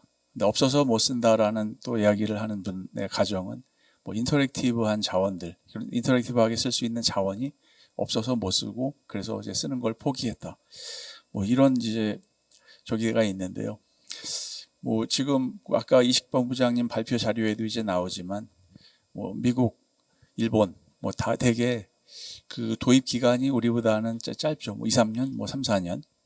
저희는 그래도 지금 5년 정도 이제 기간, 이 기간에 이제 어떻게 해서든 또 이제 많은 예산을 확보해서 이런 요구 사항을 맞춰 가려고 이제 하고 있는데 이런 것들이 좀 어떤 좀 더 거시적으로 이렇게 좀 봐서 그 어떤 이 슈퍼컴 분야뿐만 아니라 또 국내 과학기술 발전을 더 이제 그 기여하고 앞당긴다는 이제 측면에서 봐서 좀 더 많은 자원을 빠른 시기에 도입 기간을 이제 짧게 하면서 이제 공급할 수 있는 이제 그런 게 이제 사실은 상당히 절실하다고 저는 생각을 합니다. 그래서 지금 이 앞에서 이 초고성능 인프라 고도화를 지원하기 위해서 이 이식본부장님이 발제 자료에서 600페타플롭의 예산 규모까지 설명해 주셨는데 사업 기획 및 설계 과정을 다시 한번 좀 정리해 주셨으면 해가지고 이식본부장님께 부탁을 드렸으면 합니다. 예, 안녕하세요. 국가센터 이식입니다. 아까 말씀드린 내용인데요. 한번 다시 정리해 드리겠습니다. 저희가 국가센터 현재 5기를 운영하고 있는데요. 한 도입하고 이제 3년 정도 됐습니다. 저희가 이제 행안부 기준으로 하면 어떤 장비가 70% 이상 사용하게 되면 과부하가 걸려 있다고 이제 판단하는데요. 저희 5기 시스템은 이미 작년부터 50% 넘어섰습니다. 그 얘기 무슨 얘기냐면은 새로운 시스템이 필요해졌다는 얘기입니다. 또 한 가지는 저희 컴퓨터를 많이 사용하는 분은 연구자들입니다. 연구자들은 이제 저희 컴퓨터를 쓰는 이유 중에 하나가 그 좋은 연구를 하기 위해서 쓰는 거예요. 좋은 연구를 쓰는 거예요. 그 때문에 결국 더 빠르고 더 정확하고 더 긴 시간의 연구, 더 큰 시스템 연구를 원하셨어요. 그래서 그런 수요가 이렇게 급증하고 있었습니다. 그런 수요가 하나 있었고 또 한 가지는 아마 알파고 이후로 정말 전 세계적으로 인공지능 엄청난 붐이 생겼어요. 그 다음에 다양한 분야에 적용되었는데 그쪽에서도 이제 조그만 규모로 샀으면 굉장히 큰 규모의 자원이 국내에 전혀 죄송합니다. 굉장히 큰 규모의 AI 연구할 수 있는 자원이 국내에 전혀 없다는 어떤 한탄 같은 게 굉장히 많이 나오고 있었어요. 그래서 그 두 가지 종합적으로 할 때 저희가 6호기를 좀 빨리 진행했다는 그런 필요성이 제시됐습니다. 물론 슈퍼컴퓨터, 초고속 컴퓨터 자체가 보통 한 5년 정도 쓰는데 그 타이밍도 됐고 그래서 저희가 올 초부터 그 필요성이 점점 커져서 그 여름부터 이제 기획을 하기 시작했어요. 기획을 하기 시작했습니다. 그래서 기획하기 위해서 저희가 다양한 전문가들을 참여시키게 됩니다. 어떤 그 컴퓨터 하드웨어의 전문가는 물론이고 실제 활용하는 연구자들, 그 다음에 이번에 특히 AI 분야 연구자들 많이 참여시켰어요. 그런 분들로부터 수요를 받았습니다. 그 수요를 받는 데 있어서도 사실 수요 조사가 여러 가지 방법이 있어요. 그래서 저희는 이제 4가지 방법을 썼습니다. 하나는 이제 바텀 이게 탑다운이라고 해서 어떤 국가 센터라든지 우리나라 국가 위상에 맞게 이 정도 자원은 필요할 것이라는 그런 분석을 두 가지 했었고요. 또 한 가지는 실질적 연구자들한테서 수요를 받았습니다. 그 연구자를 받을 때도 이렇게 넓게 이제 많은 사용자들로부터 이제 설문조사를 한 게 있고요. 또 한 가지는 그 초고속 컴퓨터는 굉장히 뭐 자동차로 치면은 뭐 조금만 더 승용차가 아니라 굉장히 빠른 뭐 페라리나 람보르기니라고 생각하셔야 될 거예요. 그렇다면은 굉장히 그걸 쓰는데 전문적인 그룹들이 있습니다. 그런 그룹들에 대해 저희가 포커스 그룹 인터뷰라고 해서 좀 더 심층 인터뷰를 진행했어요. 이러한 네 가지 방법을 종합적으로 해서 어떤 한 곳에서 소홀함이 없게 종합적으로 진행을 했습니다. 그래서 한 6개월 동안 각종 이제 전문가들의 인터뷰라든지 그 위원회 이런 것들 종합적으로 진행했고요. 관련돼서 또 정책 쪽 전문가들까지 참여해서 기획을 해서 이게 결과가 나오게 된 겁니다. 예, 이 사업 기획 및 설계 과정에 대해서 자세히 설명해 주셔서 감사드립니다. 그러면은 이 대략적으로 처음에 발제 자료를 보면 이 600 페타플롭 정도의 머신과 더불어서 거의 3천억 원에 가까운 예산이 들어가도록 되어 있는데 이런 투자 재원이 적절한지에 대해서 우리 전성남 사무관께 다시 한번 부탁드리고자 합니다. 네, 그 이제 키스티에서 운영하는 이제 국가센터로서 이제 초고성능 컴퓨터를 구축하고 운영하는 부분은 이게 이제 공공 서비스로서 이제 민간 영역에서 담당할 수도 있지만 만약에 그렇게 됐을 때 이 시장이 그렇게 큰 시장이 아닙니다. 그러다 보니까 이제 비즈니스 차원에서 접근하기가 쉽지 않고요. 추가적으로 문제는 관련된 전문성을 가지고 비즈니스를 해야 되는데 그 전문성까지 갖추면서 하기에는 이제 수익성이 나오지 않다 보니까 공공 서비스를 저희가 구축해서 운영을 하고 있고요. 이러한 사례는 사실 해외도 다 마찬가지입니다. 해외 국가도 실제 공공 컴퓨팅 센터를 운영을 하면서 연구자에게 공공의 서비스를 좀 제공을 하고 있는 상황이기 때문에 이건 민간의 영역이 아니라 공공의 영역으로서 이제 좀 그 지원을 할 필요성이 있어서 재원은 이제 국가에서 좀 담당을 하고 있습니다. 예, 말씀 감사합니다. 그러면은 아까 이명호 교수님이 전반적인 다양한 구조나 이런 거에 대해 설명해 주셨지만 이제 응용자 입장에서 이 어떤 시스템 사용이 있으면 보다 더 활용을 더 잘할 수 있는지 시스템 사양이나 이런 거 포함해서 전은지 교수님께서 말씀해 주시겠습니다. 네, 일단 슈퍼컴퓨터 사용을 크게 두 가지로 나눌 수 있을 것 같은데요. 한 가지는 상용 툴을 사용하는 거고요. 두 번째는 인하우스 코드를 사용하는 게 될 겁니다. 상용 툴은 아마 좀 지금도 사실 5호기가 많은 상용 툴을 서포트하고 있거든요. 그리고 거기에 대한 안내도 굉장히 자세히 되어 있는 편인데요. 좀 더 사용자를 다양하게 조사를 해서 물론 이제 펀딩이 한정이 돼 있으니까 연구자들이 원하는 거 다 해줄 수는 없겠지만 많은 연구자들이 필요하는 것을 우선으로 해서 상용투랑 그렇게 서포트를 해주시면 될 것 같고 이제 인하우스 코드, 그러니까 인하우스 코드는 그 자기가 짠 코드를 돌리는 건데요. 인하우스 코드 저도 이제 인하우스 코드를 사용을 하고 있는데 사실 요즘에는 인하우스 코드뿐만이 아니라 오픈 소스라고 해서 많은 그 공개적으로 오픈된 소스들을 실제 연구자들도 많이 사용을 하고 있거든요. 근데 저도 뭐 오픈 소스도 사용하고 인하우스 코드를 사용하는데 보통은 그냥 자기가 짜놓은 코드를 바로 누리온에 컴파일을 해서 올려서 돌리게 됩니다. 그런데 이게 시스템에 따라서 그 MPI 커뮤니케이션이 조금씩 다 달라서 저희가 최근에 이게 옵티마이제이션을 하는 게 낫겠다는 생각을 하고 테스트를 몇 가지 해봤는데 30-40%까지 계산 시간을 줄일 수가 있는 거예요. 그래서 저희가 이제 저희 팀 연구진이랑 얘기를 한 게 이거 옵티마이제이션 너무 중요한 문제 같은데 어디서 물어봐야 될지를 모르겠더라고요. 그래서 제가 사용자 입장으로 6호기에 좀 부탁드리는 거 한 가지는 그 인하우스 코드, 그 코드 옵티마이제이션을 하면 사실 이게 그 계산을 돌리는 시간과 직결이 되기 때문에 그 6호기의 그 이피션시에도 아마 직결이 된다고 생각을 해서요. 이런 부분을 좀 부탁을 드리고 싶었습니다. 관련돼서 이명호 교수님이 추가적으로 말씀해 주시겠습니다. 예, 과거 이제 제가 그 업체 연구원으로 있을 적에 선 마이크로 시스템스는 그 스파크 칩을 이제 그 뭐죠 CPU 칩을 만들었고요. 그 다음에 OS는 솔라리스 OS를 만들었습니다. 그 다음에 이 스파크 솔라리스 그 시스템을 구매하는 그 고객들이 많은 경우에 오라클 DB를 이제 돌리려고 이 선 시스템을 많이 이제 구매를 했는데, 자, 그 당시만 해도 이 하드웨어 쪽에서 마진이 이제 많이 떨어졌습니다. 그 마진을 가지고 선 같은 경우에 예를 들면은 선 내부에 한 100명 정도 되는 팀이 오라클 소프트웨어를 옵티마이즈하는 그런 일을 하는 그룹이 있었습니다. 그 그룹에는 오라클 DB 옵티마이즈, 뭐 솔라리스 옵티마이즈, 그다음에 스파크 칩과 관련된 뭐 컴파일러하고 관련된 기술, 뭐 이런 것들을 이제 다 연구하면서 선에서 오라클을 사용하는 고객들이 이제 요청해오는 다양한 그 어떤 옵티마이즈 그 최적화에 관련된 이런 요청 사항들을 이제 서비스를 해줬었습니다. 자, 그런데 이제 시간이 지나면서 그 리눅스하고 x86이 서버 시장을 장악하게 되니 하드웨어 마진이 이제 거의 없다시피 하죠.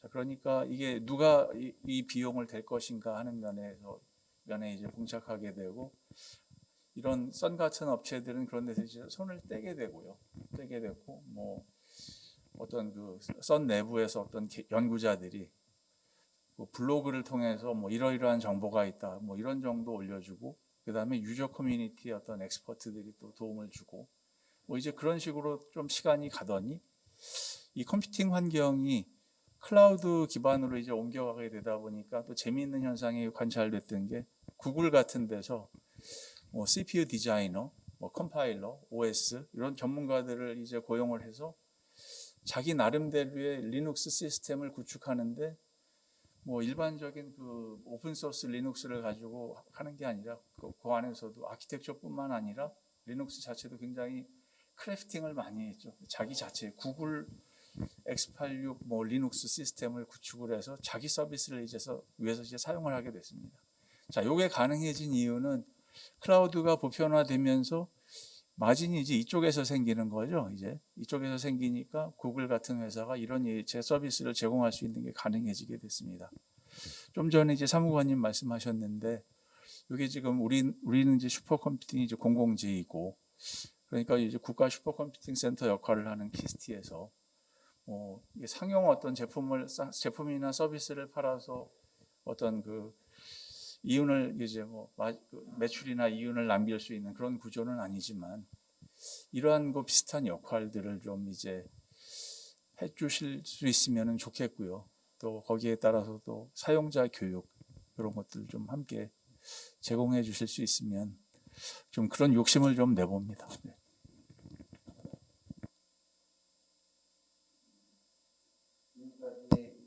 저희가 어떤 근거라든가 재원이라든가 여러 가지 기획 과정이나 활용성 측면에서 쭉 말씀을 나눠 보았습니다.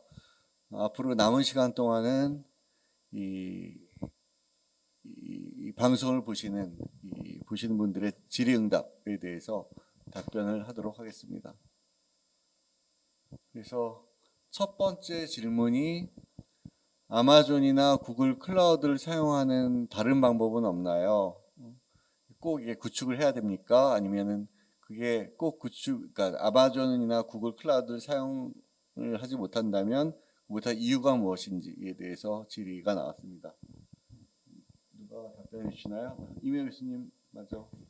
예, 사실은 아까 이식 본부장님 그 발표 자료에 답이 거의 다 이제 나와 있다시피 한 그 23페이지에 보면은 답이 이제 거의 다 나와 있다시피 한데요.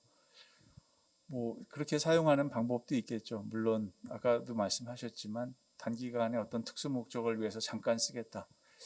그런 사용자들은 아마 이 아마존이나 구글 클라우드를 사용하시는 게 맞을지도 모릅니다. 그러나 이제 연구자들이나 아니면 또 이런 관련 분야에서 이제 어떤 그 중소업체들, 독자적인 서버를 두기 어려운 이런 업체들, 또 그런 그 어떤 공공재적인 역할로서 이제 서비스를 제공하고자 한다면은 뭐 당연히 이제 이 독자적으로 국가 슈퍼컴퓨팅 센터에서 이러한 서비스를 이제 제공을 해야 되겠죠. 그게 이제 비용 면에서도 이제 훨씬 더 저렴하고 그렇습니다.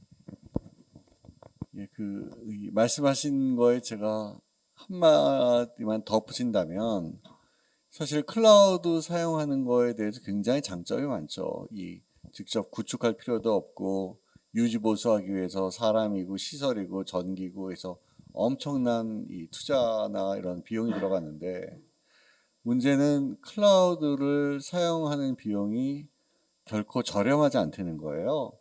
그러니까 저렴하지 않다는 게 앞에서도 쭉 설명을 해주셨지만 잠깐 사용하는 거는 그런 노력이 없이 바로 사용할 수 있어서 사용에 대한 비용만 지불하면 되지만 오래 사용하겠다 그리고 사용률이 적어도 이제 100% 중에서 지금 5호기가 뭐 7, 80%가 넘어가 있는 상황인데 사용률이 끊임없이 한 40, 50% 사용한다 그러면 오히려 구축하는 비용이 클라우드 사용하는 것보다 훨씬 더 저렴할 수가 있습니다. 그렇기 때문에 어느 정도 사용률을 가지고 사용 목적이 무엇인가에 따라서 클라우드를 사용하는 장점도 있고 구축하는 장점도 있고 하는 거지 무조건 이게 좋아요 하는 거는 현재는 아닌 것 같아서 말씀을 더 추가드렸습니다. 그리고 두 번째 질문이 양자 컴퓨터가 나와서 구글에 사용한다는데 슈퍼컴퓨터와 경쟁이 되나요? 하고 양자 컴퓨터에 대한 질문이 와 있습니다. 그래서 양자 컴퓨터에 대해서 본부장님이 우리 전성남 사무관께서 발표해 주시겠습니다. 네, 제가 지금 슈퍼컴퓨터뿐만 아니라 양자 컴퓨터도 담당을 하고 있는데요.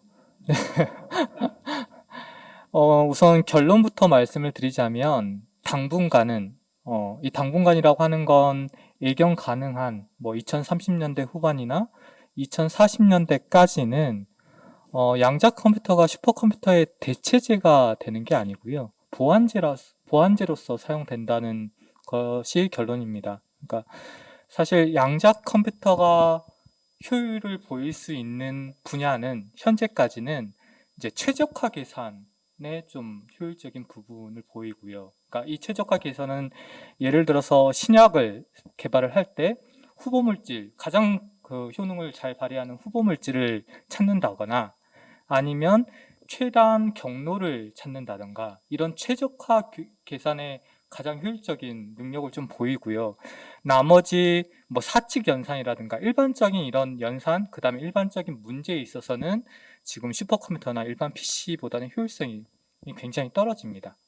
그래서 말씀드렸다시피 이게 이제 양자 컴퓨터가 당장에 나온다. 그러니까 양자 컴퓨터도 이제 당장 나올 수 없는 구조이고요. 지금 상용화 시점으로 보면 뭐 2030년대 후반경이 되지 않겠냐는 전망이 좀 우세하고요. 현재 그 구글이나 IBM 쪽에서 이제 그 연구용 양자 컴퓨터를 클라우드로 제공을 하고 있긴 합니다. 근데 그게 굉장히 오류도 많고 사실 그 활용 분야가 현재까지는 발굴되어 있지 않아서 당장 뭐 슈퍼컴퓨터와 경쟁하는 구조다. 그리고 슈퍼컴퓨터를 대체한다는 부분은 조금 우려하지 않으셔도 될 것 같습니다. 혹시 더 추가하시고 본부장님이 말씀해 주시겠습니다. 예, 안녕하세요. 이식입니다. 중요한 포인트를 사무관님이 다 지적해 주셨어요.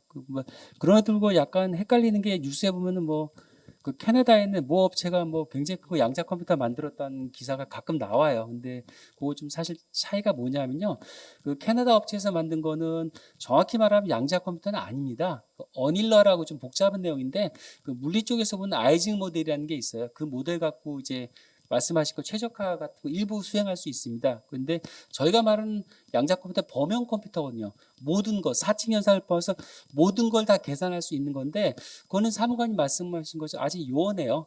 실험실 레벨에서 간단한 건 하고 있지만 그게 문제가 슈퍼컴퓨터처럼 초속도 아직 큰 계산을 할 수 있는 상태가 아니고 또 한 가지는 그 컴퓨터를 쓰기 위해서 중간에 어떤 에라 정정 기능 같은 게 있어야 되는데 그런 것들이 아직 구현되어 있지 않아요. 그렇기 때문에 이게 언제 올 거냐 할 때 약간 전문가마다 달라요. 굉장히 낙관적으로 보시는 분 한 10년 정도 보시는 분 있지만 대다수는 2, 30년 뒤 아주 극단적인 부분은 불가능하다고 말씀하시는 분도 있어요. 그래서 아마도 당분간 6호기, 7호기 이렇게 갈 때까지는 이제 연구 쪽에서는 그 양자 컴퓨터보다는 기존의 어떤 초고성능 컴퓨터가 활용돼서 연구가 진행될 것 같고 아주 특정한 문제에 대해서는 아마 양자 컴퓨터가 일부 활용될 수 있을 것 같습니다.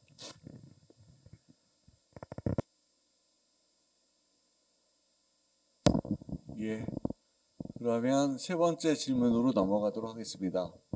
네이버도 700페타로 구축을 했다는데 키스트에서 목표 성능이 600페타면 뭔가 잘못된 거 아닌가요? 더 늘리면 되겠죠? 네이버가 도입한 AI 컴퓨터와 비교해서 무엇이 다른지 비교해서 설명해 달라는 질의응답입니다. 누가 말씀해 주실까요? 오케이. 네, 본부장님께서 말씀해 주시겠습니다. 예, 안녕하세요. 다시. 비슷한 질문을 제가 항상 듣고 있습니다. 그러니까 이거는 이제 정확히 말하면 단위가 다르다고 생각하시면 될 것 같아요. 그 슈퍼컴퓨터는 안에서 다양한 방식의 연산이 일어납니다. 쉽게 말해서 실수를, 그러니까 뭐 소수점 있는 숫자죠. 그걸 더하고 빼고 곱하는 연산도 있고요. 그 다음에 정수를 더하고 곱하는 것도 있습니다. 그래서 그 방식에 따라서 그 속도가 달라집니다. 그래서 저희 같은 경우는 과학기술자들이 쓰기 때문에 그 실수 연산을 굉장히 정확하게 64비트를 계산하는 걸 기준으로 해서 약 25.7 페타플롭스가 나온 겁니다. 네이버 같은 경우는 단위가 다릅니다. 그 실수 기준이 아니라 네이버는 기본적으로 이쪽 인공지능 목적으로 도입을 했기 때문에 실수만큼의 정밀도가 필요가 없습니다. 그래서 보통 이제 정수 연산을 하게 됩니다. 인티저 연산을 하기 때문에 당연히 우리가 생각해봐도 3.2 곱하기 2.718 곱하는 것보다 3 곱하기 2가 빨리 나옵니다. 그렇기 때문에 그 속도가 더 높게 나옵니다. 그래서 단위가 좀 달라요. 그래서 제가 직접 비교하기 위해서 네이버의 어떤 700이라는 페타 옵스라는 단위를 저희 컴퓨터와 똑같은 기준으로 계산해 봤더니 대략 30으로 나눠야지 정확한 비교가 됩니다. 그래서 대략 700을 30으로 나누게 되면은 대략 23.3 페타플롭스가 나와요. 그래서 저희 지금 5호기 시스템보다 조금 느린 정도입니다. 따라서 같은 기준을 얘기할 때는 저희가 600 페타플롭스가 들어오게 된다고 하면 네이버보다 한 30배 정도 더 큰 컴퓨터가 되는 겁니다. 또 추가적으로 말씀하실 게 없으면 제가 거기에 대해서 조금만 더 추가해서 말씀을 드리겠습니다. 실질적으로 이 인공지능에서 쓰는 거하고 과학계산이랑 굉장히 이제 응용하는 접근 방법이 굉장히 다르다고 생각을 합니다. 그래서 이 CPU가 잘하는 거는 뭐 컴퓨터 자체가 이제 단순 반복 연산을 잘하는데 CPU는 몇십 개의 코어들이 이 연산을 하는 거고 GPU는 굉장히 많은 이 조그만 코어들이 단순한 코어들이 이 수백 개, 수천 개의 연산들이 동시에 같은 연산을 수행하게 돼 있어요. 그러면서 이 딥러닝 공부하거나 그러시면 다 아시겠지만 어떻게 하면 이 데이터 갖고 트레이닝 시키고 트레이닝하는 결과를 테스팅 하도록 되어 있는데 너무나 트레이닝 하는 데만 모델이 적합하게 맞춰지면 과적합이 일어나서 실제 활용하는 데 문제가 생겨요. 그렇기 때문에 어느 정도는 오류를 인정을 해서 좀 적절하게 좀 너무 딱 맞지 않게 해놔야지 실제 다른 데이터가 들어왔을 때 정확하게 맞춰지도록 되어 있습니다. 이제 그런 의미에서 이제 연산하는 데서 이렇게 일어나는 데 보면 보통 이제 이 연산에서 플로팅 포인트 연산을 시키면 32빗 연산을 하게 돼 있어요. 그런데 과학 계산에서는 32빗 연산의 정확도를 만족을 못하니까 64빗에서 더블 프리시전이라고 하는 연산으로 용업을 계산을 하도록 되어 있는데 실질적으로 이제 다른 얘기로 보통 8빗이랑 8빗이랑 더하면 빼면 8빗 결과가 만들어지면 그걸 활용하면 되는데 8빗이랑 8빗이랑 곱하면 결과가 16빗이 돼요. 근데 16빗의 연산이 나오는 거를 결과로 활용할 때는 인공지능에서는 여전히 8빗만 있으면 되거든요. 그렇기 때문에 처음부터 8빗이랑 8빗이랑 곱하지 않고 4빗이랑 4빗이랑 곱해요.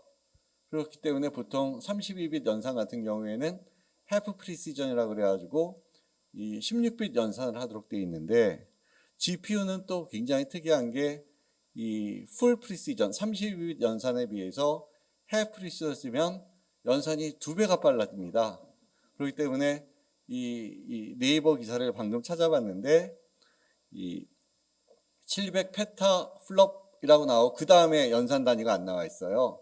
그렇기 때문에 이 700 페타 연산하는 건 맞는데 앞에서 본부장님이 말씀하신 것처럼 어떤 연산을 700 페타를 하느냐에 있어서 차이가 많다. 그렇기 때문에 거기에 대한 오해가 좀 없으셨으면 하는 게 바람입니다. 예, 그럼 네 번째 질문으로 넘어가겠습니다. 네 번째 질문은 엑사는 안 되나요?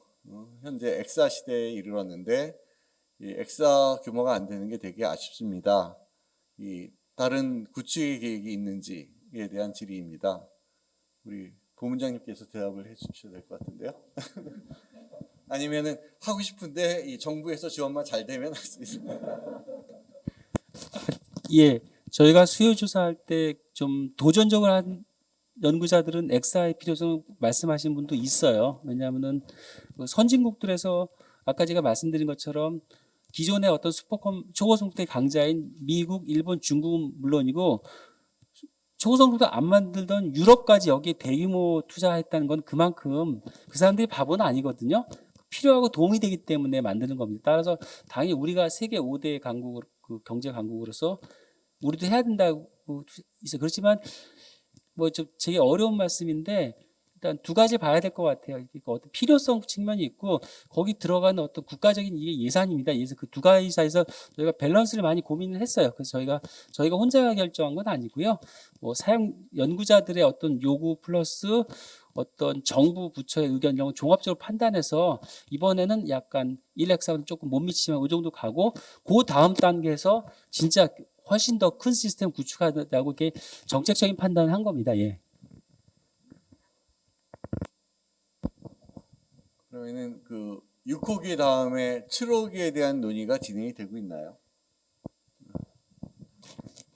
예, 지난번에 혁신 전략에서는 지금 7호기까지 언급이 되었습니다. 다만 이 IT 쪽은 굉장히 빨리 변하기 때문에 그 7호기에 대한 얘기를 직접적으로 하기는 어려워요. 그래서 이제 언제쯤 도입한다는 거 나왔고 규모에 대해서는 현재 정확히 나와 있지는 않습니다. 다만 저희가 추정할 때 저희가 호기가 올라갈 때마다 뭐 30배, 뭐 60배, 70배 그 정도 올라갔기 때문에 아마 추정은 할 수가 있기 때문에 뭐 제 개인적인 견해를 말씀드린다면은 아마 뭐 10엑사, 뭐 20엑사 그렇게 될 거 가라 예상은 하지만 다만 이제 미래 예측은 꼭 맞는 게 아니기 때문에요. 그 다음에 추가적으로 말씀드리고 싶은 것은 정부에서는 또 이 컴퓨터를 꼭 해외에서 사오는 것만이 아니라 이 자체적 기술력을 키우자 어떤 국가의 어떤 경쟁력이라든지 비상 대처 능력을 키워서 저희 기술로 만들자는 그 의지가 굉장히 강합니다. 몇 년 동안 그런 의지가 있었는데 이번에 좀 더 본격화되어서 혁신 전략에 따르면 10년 뒤에는 그 좀 전에 질문에 나왔던 엑사급을 우리 기술 만들자는 그 계획이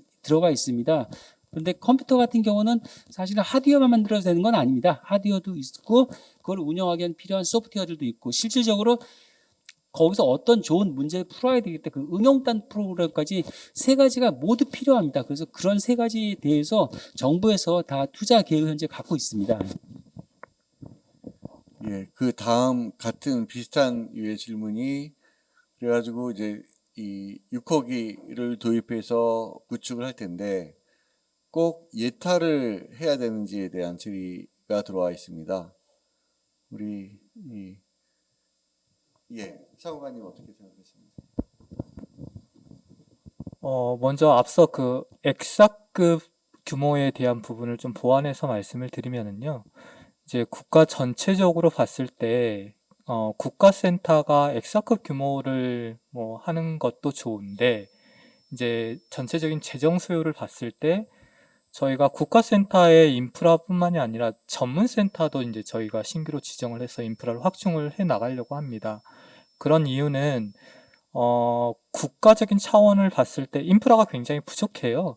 현재 슈퍼컴을 운영하고 있는 기관이라고 해봐야 뭐 기상청, 그다음에 키스티 정도밖에 안 돼서 그 인프라 자체가 굉장히 작은 이제 상황인데 정부에서는 우선 그런 인프라를 좀 대규모로 좀 확충하기 위해서는 기존의 슈퍼컴을 운영하고 있는 센터뿐만이 아니라 신규의 그런 센터들이 좀 들어와야 된다라고 저희는 생각을 하고 있고, 그러한 수단으로서 저희는 전문센터로 좀 보고 있고요. 그래서 올해 말부터 전문센터를 단계적으로 2030년까지 이제 10개까지 지정해 가려고 하는데, 그러면 여기에 수반되는 재정 소요나 그다음에 키스티의 그런 신규 인프라에 대한 재정 소요 전체적으로 봤을 때 이걸 급격하게 늘릴 수는 없는 상황이니까 적정한 수준에서 좀 판단해서 결정했다라고 생각해 주시면 좋을 것 같고요.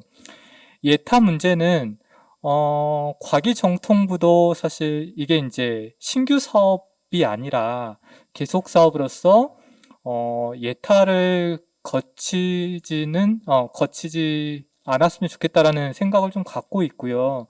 그래서 예산당국인 과기정통부 내 혁신본부와 기재부하고 협의를 좀 진행을 하고 있습니다. 그래서 사전 절차로서 우선은 예타 면제를 좀 신청해 놓은 상태고요.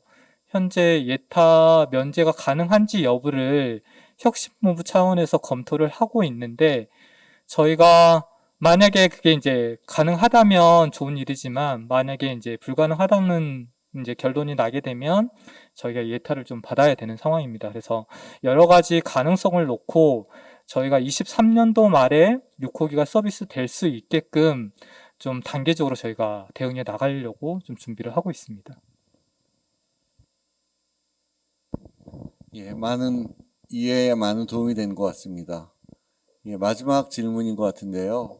그래서 6호기가 구축되고 나면 5호기를 어떻게 처분하고 5호기를 어떻게 활용할 수 있는지에 대해서 질의가 들어와 있습니다. 본부장님이 말씀해 주셔야 될 것 같습니다. 예, 비슷한 질문을 많이 받고 있습니다. 이번에 최근에 국정감사에서 비슷한 질문이 나왔는데요. 이렇게 생각하시면 될 것 같아요. 슈퍼컴퓨터, 초고속도는 굉장히 큰 장비입니다. 혹시 저희 연구소에 오시면 알 수 있을 것 같은데 굉장히 큰 공간을 차지하고 있어요. 근데 그것뿐만이 아니라 이걸 돌리기 위해서는 또 굉장히 많은 인프라가 필요합니다. 전기를 굉장히 많이 먹어요. 그래서 쉽게 말해서 한재에서 오는 전기선도 보통 가정집이나 회사에 들어오는 선과는 다릅니다. 그 다음에 열이 굉장히 많이 나기 때문에 그걸 식혀주는 냉방장치, 특별한 장비가 필요해요. 따라서 이거를 가져와서 쓰기 위해서는 가져갈 수 있는 것이 없어요. 그래서 그대로 왜냐하면 이거를 가져 쓰기 위해서는 공간이나 많은 투자 비용이 있기 때문에 별로 효과적이지 않다. 저희는 어떤 전략을 취하고 있냐면은 이 장비를 잘게 나눕니다. 예를 들어 이거를 한 10개, 20개, 30개 나누면 그 규모가 작아지면 그 정도는 운영할 수 있는 곳이 많이 있어요. 그래서 그런 곳들한테 신청을 받아서 이게 국가의 프로세스가 있습니다. 거기서 진행해서 나눠줄 예정입니다. 그러면 왜 안 쓰고 나눠주냐고 생각할 수가 있는데 이거 같아요. 물론 저걸 계속 쓸 수도 있습니다. 계속 쓸 수가 있는데 계속 쓰면 여러 가지 문제가 있어요. 한 가지는 경제성이 전혀 없습니다. 왜 없냐 하면은 IT는 굉장히 발전이 빠르기 때문에 한 5년 지나게 되면은 원래 거보다 30배, 40배 빠른 컴퓨터가 거의 같은 금액을 새로 나오게 돼요. 새로 나오면은 성능도 좋고 더 싸고 전기도 더 적게 먹어요. 따라서 기존 거를 계속 전기료 많이 내고 하면서 운영하는 것보다 새로운 걸 도입하는 게 성능도 빠르고 더 싸고 전기도 더 적게 먹기 때문에 더 효과적입니다. 따라서 보통 이제 집에 컴퓨터도 5년쯤 지나면 좀 느려져서 이제 많이 바꾸시는 것처럼 슈퍼컴퓨터, 초고속도 마찬가지입니다. 한 5년 정도 쓰게 되면은 이 교체하는 게 더 경제적이더라고요. 근데 교체할 때 기존의 장비를 그냥 버리는 것보다도 잘게 쪼개서 그 개별 연구자한테 나눠주게 되면 그분들은 또 나름 잘 쓰실 수가 있어요. 저희는 그렇게 진행을 하고 있습니다. 그래서 지금까지 이 전문가들 모시고 이 국가 플래그십 초고성능 컴퓨팅 인프라 고도화 사업에 대해서 전문가들 의견에 대해서 말씀을 나누고 왔습니다. 거의 이제 마무리할 시간이 다 된 것 같습니다. 그래서 이 전문가들 우리 패널들이 마지막으로 이제 정리하는 이 말씀을 나누도록 하겠습니다. 먼저 튜닝의 박규병 대표님부터 말씀을 듣겠습니다. 예, 아까 드린 말씀을 조금 압축해서 마지막 말씀으로 드리고 싶어요. 그러니까 아까 말씀드렸던 것처럼 지금 인공지능 업계에서는 패러다임 시프트를 이미 맞이했습니다. 이제 이 거대 모델을 활용할 수 있는 기업과 활용하지 못하는 기업으로 이원화되고 있고, 이걸 국가 차원으로서 확대해서 이해한다면 거대 모델을 활용할 수 있는 국가와 그렇지 못한 국가로 국가 경쟁력이 현격히 차이가 일어나게 될 겁니다. 그런 상황 속에서 여러 기업들에게만 여러 가지 자본이나 여러 가지 제반 환경이 갖추어진 기업들에게 이 문제를 일임하는 것은 여러모로 적절하지 않다고 생각하고요.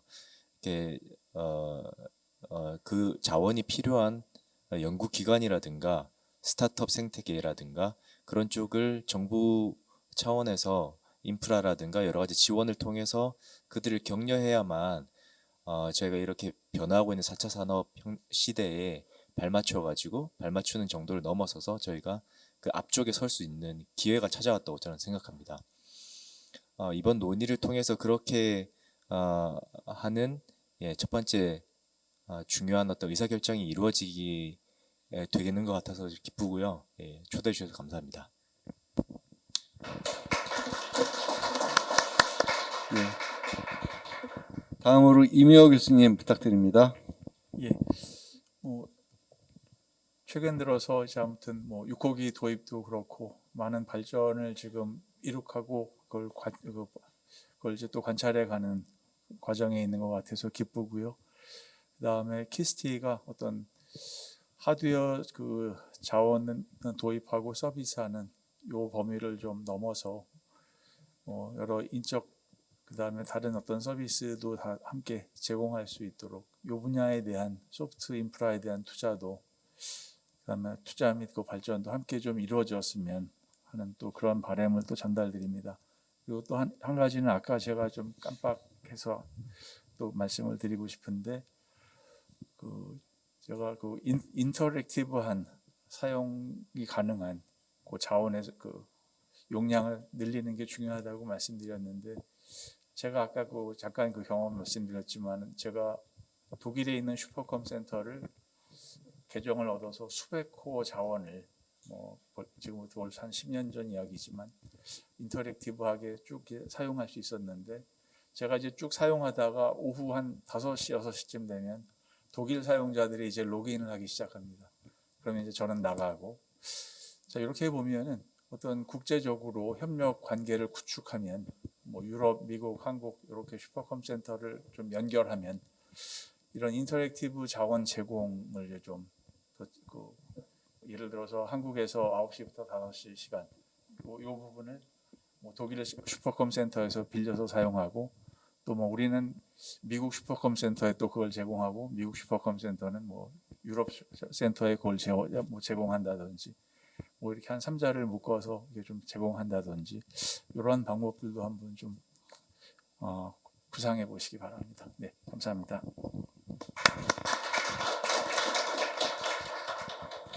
예, 우리 전은지 교수님. 네, 우리가 지금 근대 과학이 시작되고 정말 모르던 걸 많이 알게 됐지만 저희 아직도 모르는 게 정말 많거든요. 풀지 못하는 문제들은 사실 지금에 와서는 거대 컴퓨터가 있으면 그래도 접근해 볼 만한 것들이 많이 생기고 있어요. 그래서 한국에 물론 과학이 계산각만 있는 건 아니지만 우리가 좀 더 많은 것들을 이해하고 또 많은 계획들과 꿈을 꿔보기 위해서는 이 슈퍼컴퓨터가 정말 필요하다고 생각합니다. 그래서 빠른 6호기 도입을 응원하겠습니다. 감사합니다. 부부장님 한 말씀 더 해주시죠. 예, 16세기 말에서 17세기 초에 네덜란드에서 굉장히 중요한 발견이 이루어졌습니다. 뭐냐면 망원경과 현미경이 발견됐어요. 그 다음에 그게 계속 발달하면 최근에 이제 IT 기술과 결합되면서 그것으로 할 수 있는 것들이 굉장히 넓어졌습니다. 거의 원자보다 더 작은 아원자 레벨까지 볼 수 있게 됐고, 저 멀리 있는 이제 은하를 볼 수 있게 됐고, 중력파를 볼 수 있게 됐어요. 그런 것들, 이 도구, 망원경과 현미경의 도구가 인간이 볼 수 있는 어떤 시야를 굉장히 넓혀줬어요. 그다음에 또 한 가지는 그 당시에 이 티코 브라이라는 사람이 굉장히 천문 데이터를 많이 어마어마하게 관측했더니 그 제자인 이제 케플러가 그 법칙으로 사실 엄밀히 말하면 빅데이터 분석의 시초거든요. 이런 식으로 어떤 망원경, 현미경, 빅데이터 이런 것들의 기능을 모두 할 수 있는 게 바로 컴퓨터입니다. 컴퓨터를 통해서 많은 연구들을 할 수가 있고 새로운 시야를 넓혀줄 수가 있어요. 그런 것들을 컴퓨터가 할 수 있기 때문에 아마 그런 투자가 굉장히 중요하다고 생각합니다. 그 다음에 이명호 교수님 말씀하신 것들은 뭐 저희가 한번 적극적으로 검토해 보겠습니다. 그 전에 저희가 해외와 자원을 이제 미국의 널스크라든지 일본의 리켄과 자원 공유하는 프로그램이 있었는데 교수님 말씀하신 식으로 하지는 않았었어요. 그다음에 또 한 가지는 인공지능이나 빅데이터 분석 쪽에서는 인터랙티브하게 잡을 많이 원하시더라고요. 저희가 일부 클라우드 그 서비스 이제 준비하고 있었는데 그런 것까지 포함해서 저희가 계획에 반영하도록 하겠습니다. 좋은 의견 감사드립니다. 예, 그러면 사무관님 마지막 말씀 부탁드립니다. 저희가 올해 5월 달에 그 국가 초고성능 컴퓨팅 혁신 전략을 발표한 이후로 사실 이제 국회 최근 이제 국정감사라든가 지금 예산 이제 심의를 좀 밟고 있는데 그런 걸 통해서 그 초고성능 컴퓨팅에 대한 관심과 뭐 격려 때로는 이제 많은 채찍질까지도 이렇게 주시고 계시는데요. 사실 이제 정부 차원에서 이 혁신 전략을 이행해 나가는 상황인 거고 그 중에 가장 첫 번째로서 가장 중요한 6호기 구축 사업을 저희가 추진을 하고 있습니다. 그래서 이렇게 중요한 의미를 가지고 있는 만큼 저희가 키스티와 협의를 잘 해서 잘 추진될 수 있게끔 좀 준비해 나가도록 하겠습니다. 그 마지막으로 좀 당부드리고 싶은 건 저희가 이제 혁신 전략을 수립을 하면서 그 안에 이제 국내에 굉장히 좀 부족한 인프라를 좀 확충을 해 나가고 그 다음에 국내 기술로 어떤 독자적인 그 초고성능 컴퓨팅 풀 시스템까지 구축해 나가는 기술 개발이라든가 그 다음에 활용을 좀 고도화하는 그런 사업들 특히나 이제 활용 고도화 사업은 내년에 이제 연구자들의 R&D를 지원하는 사업으로서 좀 현재는 예산을 좀 저희가 확보를 해놓은 상황인 거고요. 그 사업을 내년도에 좀 착수할 상황인데 이러한 모든 것들이 사실 단기간에 확 이렇게 그 역량이 높아질 수 없는 그런 기술들이라는 겁니다. 그러니까 선진국들도 뭐 길게는 50년, 뭐 40년 이렇게 장기간 준비를 해서 추진을 해오고 있는 상황인 거고 저희는 그보다는 좀 늦게 뛰어든 입장에서 후발주자로서 좀 이제 저희가 장기 비전을 가지고 추진해 가고 있는 만큼 연구자 여러분들도 이제 긴 호흡으로서 단기간에 이런 관심으로 그칠 게 아니라 장기간 이렇게 관심과 격려를 좀 부탁을 드리도록 하겠습니다. 네, 감사합니다.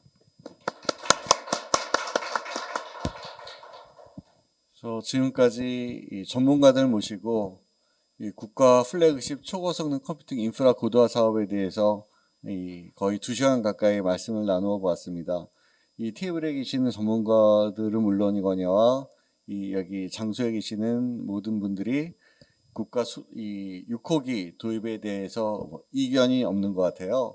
실제로 이제 오래전만 하더라도 야, 그렇게 비싼 컴퓨터를 왜 도입해야 하는 그 여러 가지 말씀들이 많았었는데 이제는 이 좋은 컴퓨터가 있느냐 없느냐에 따라서 연구를 할 수 있느냐 없느냐 환경이 달라지는 것 같습니다. 다만 이 도입하려고 하는 6호기가 600테라플롭 규모라는 거에 대해서 야, 이거 너무나 크다, 너무나 적다 하고 여러 가지 이견이 있으시겠지만 이거는 이제 국가 예산이랑 관련된 문제니까 네, 앞으로 6호기가 도입되고 이 많은 연구자들이 잘 활용을 해서 국가 발전에 더 많이 국가 기술 발전에 많이 기여를 해주신다면 더 7호기나 이런 도입을 통해서 더 좋은 성능의 컴퓨터를 도입할 수 있으리라 생각이 됩니다. 그래서 이 6호기가 먼저 잘 도입되고 활용될 수 있도록 이 많은 관심과 지원을 부탁드립니다. 예, 지금까지 참여해 주신 우리 패널들 다시 한번 감사드립니다.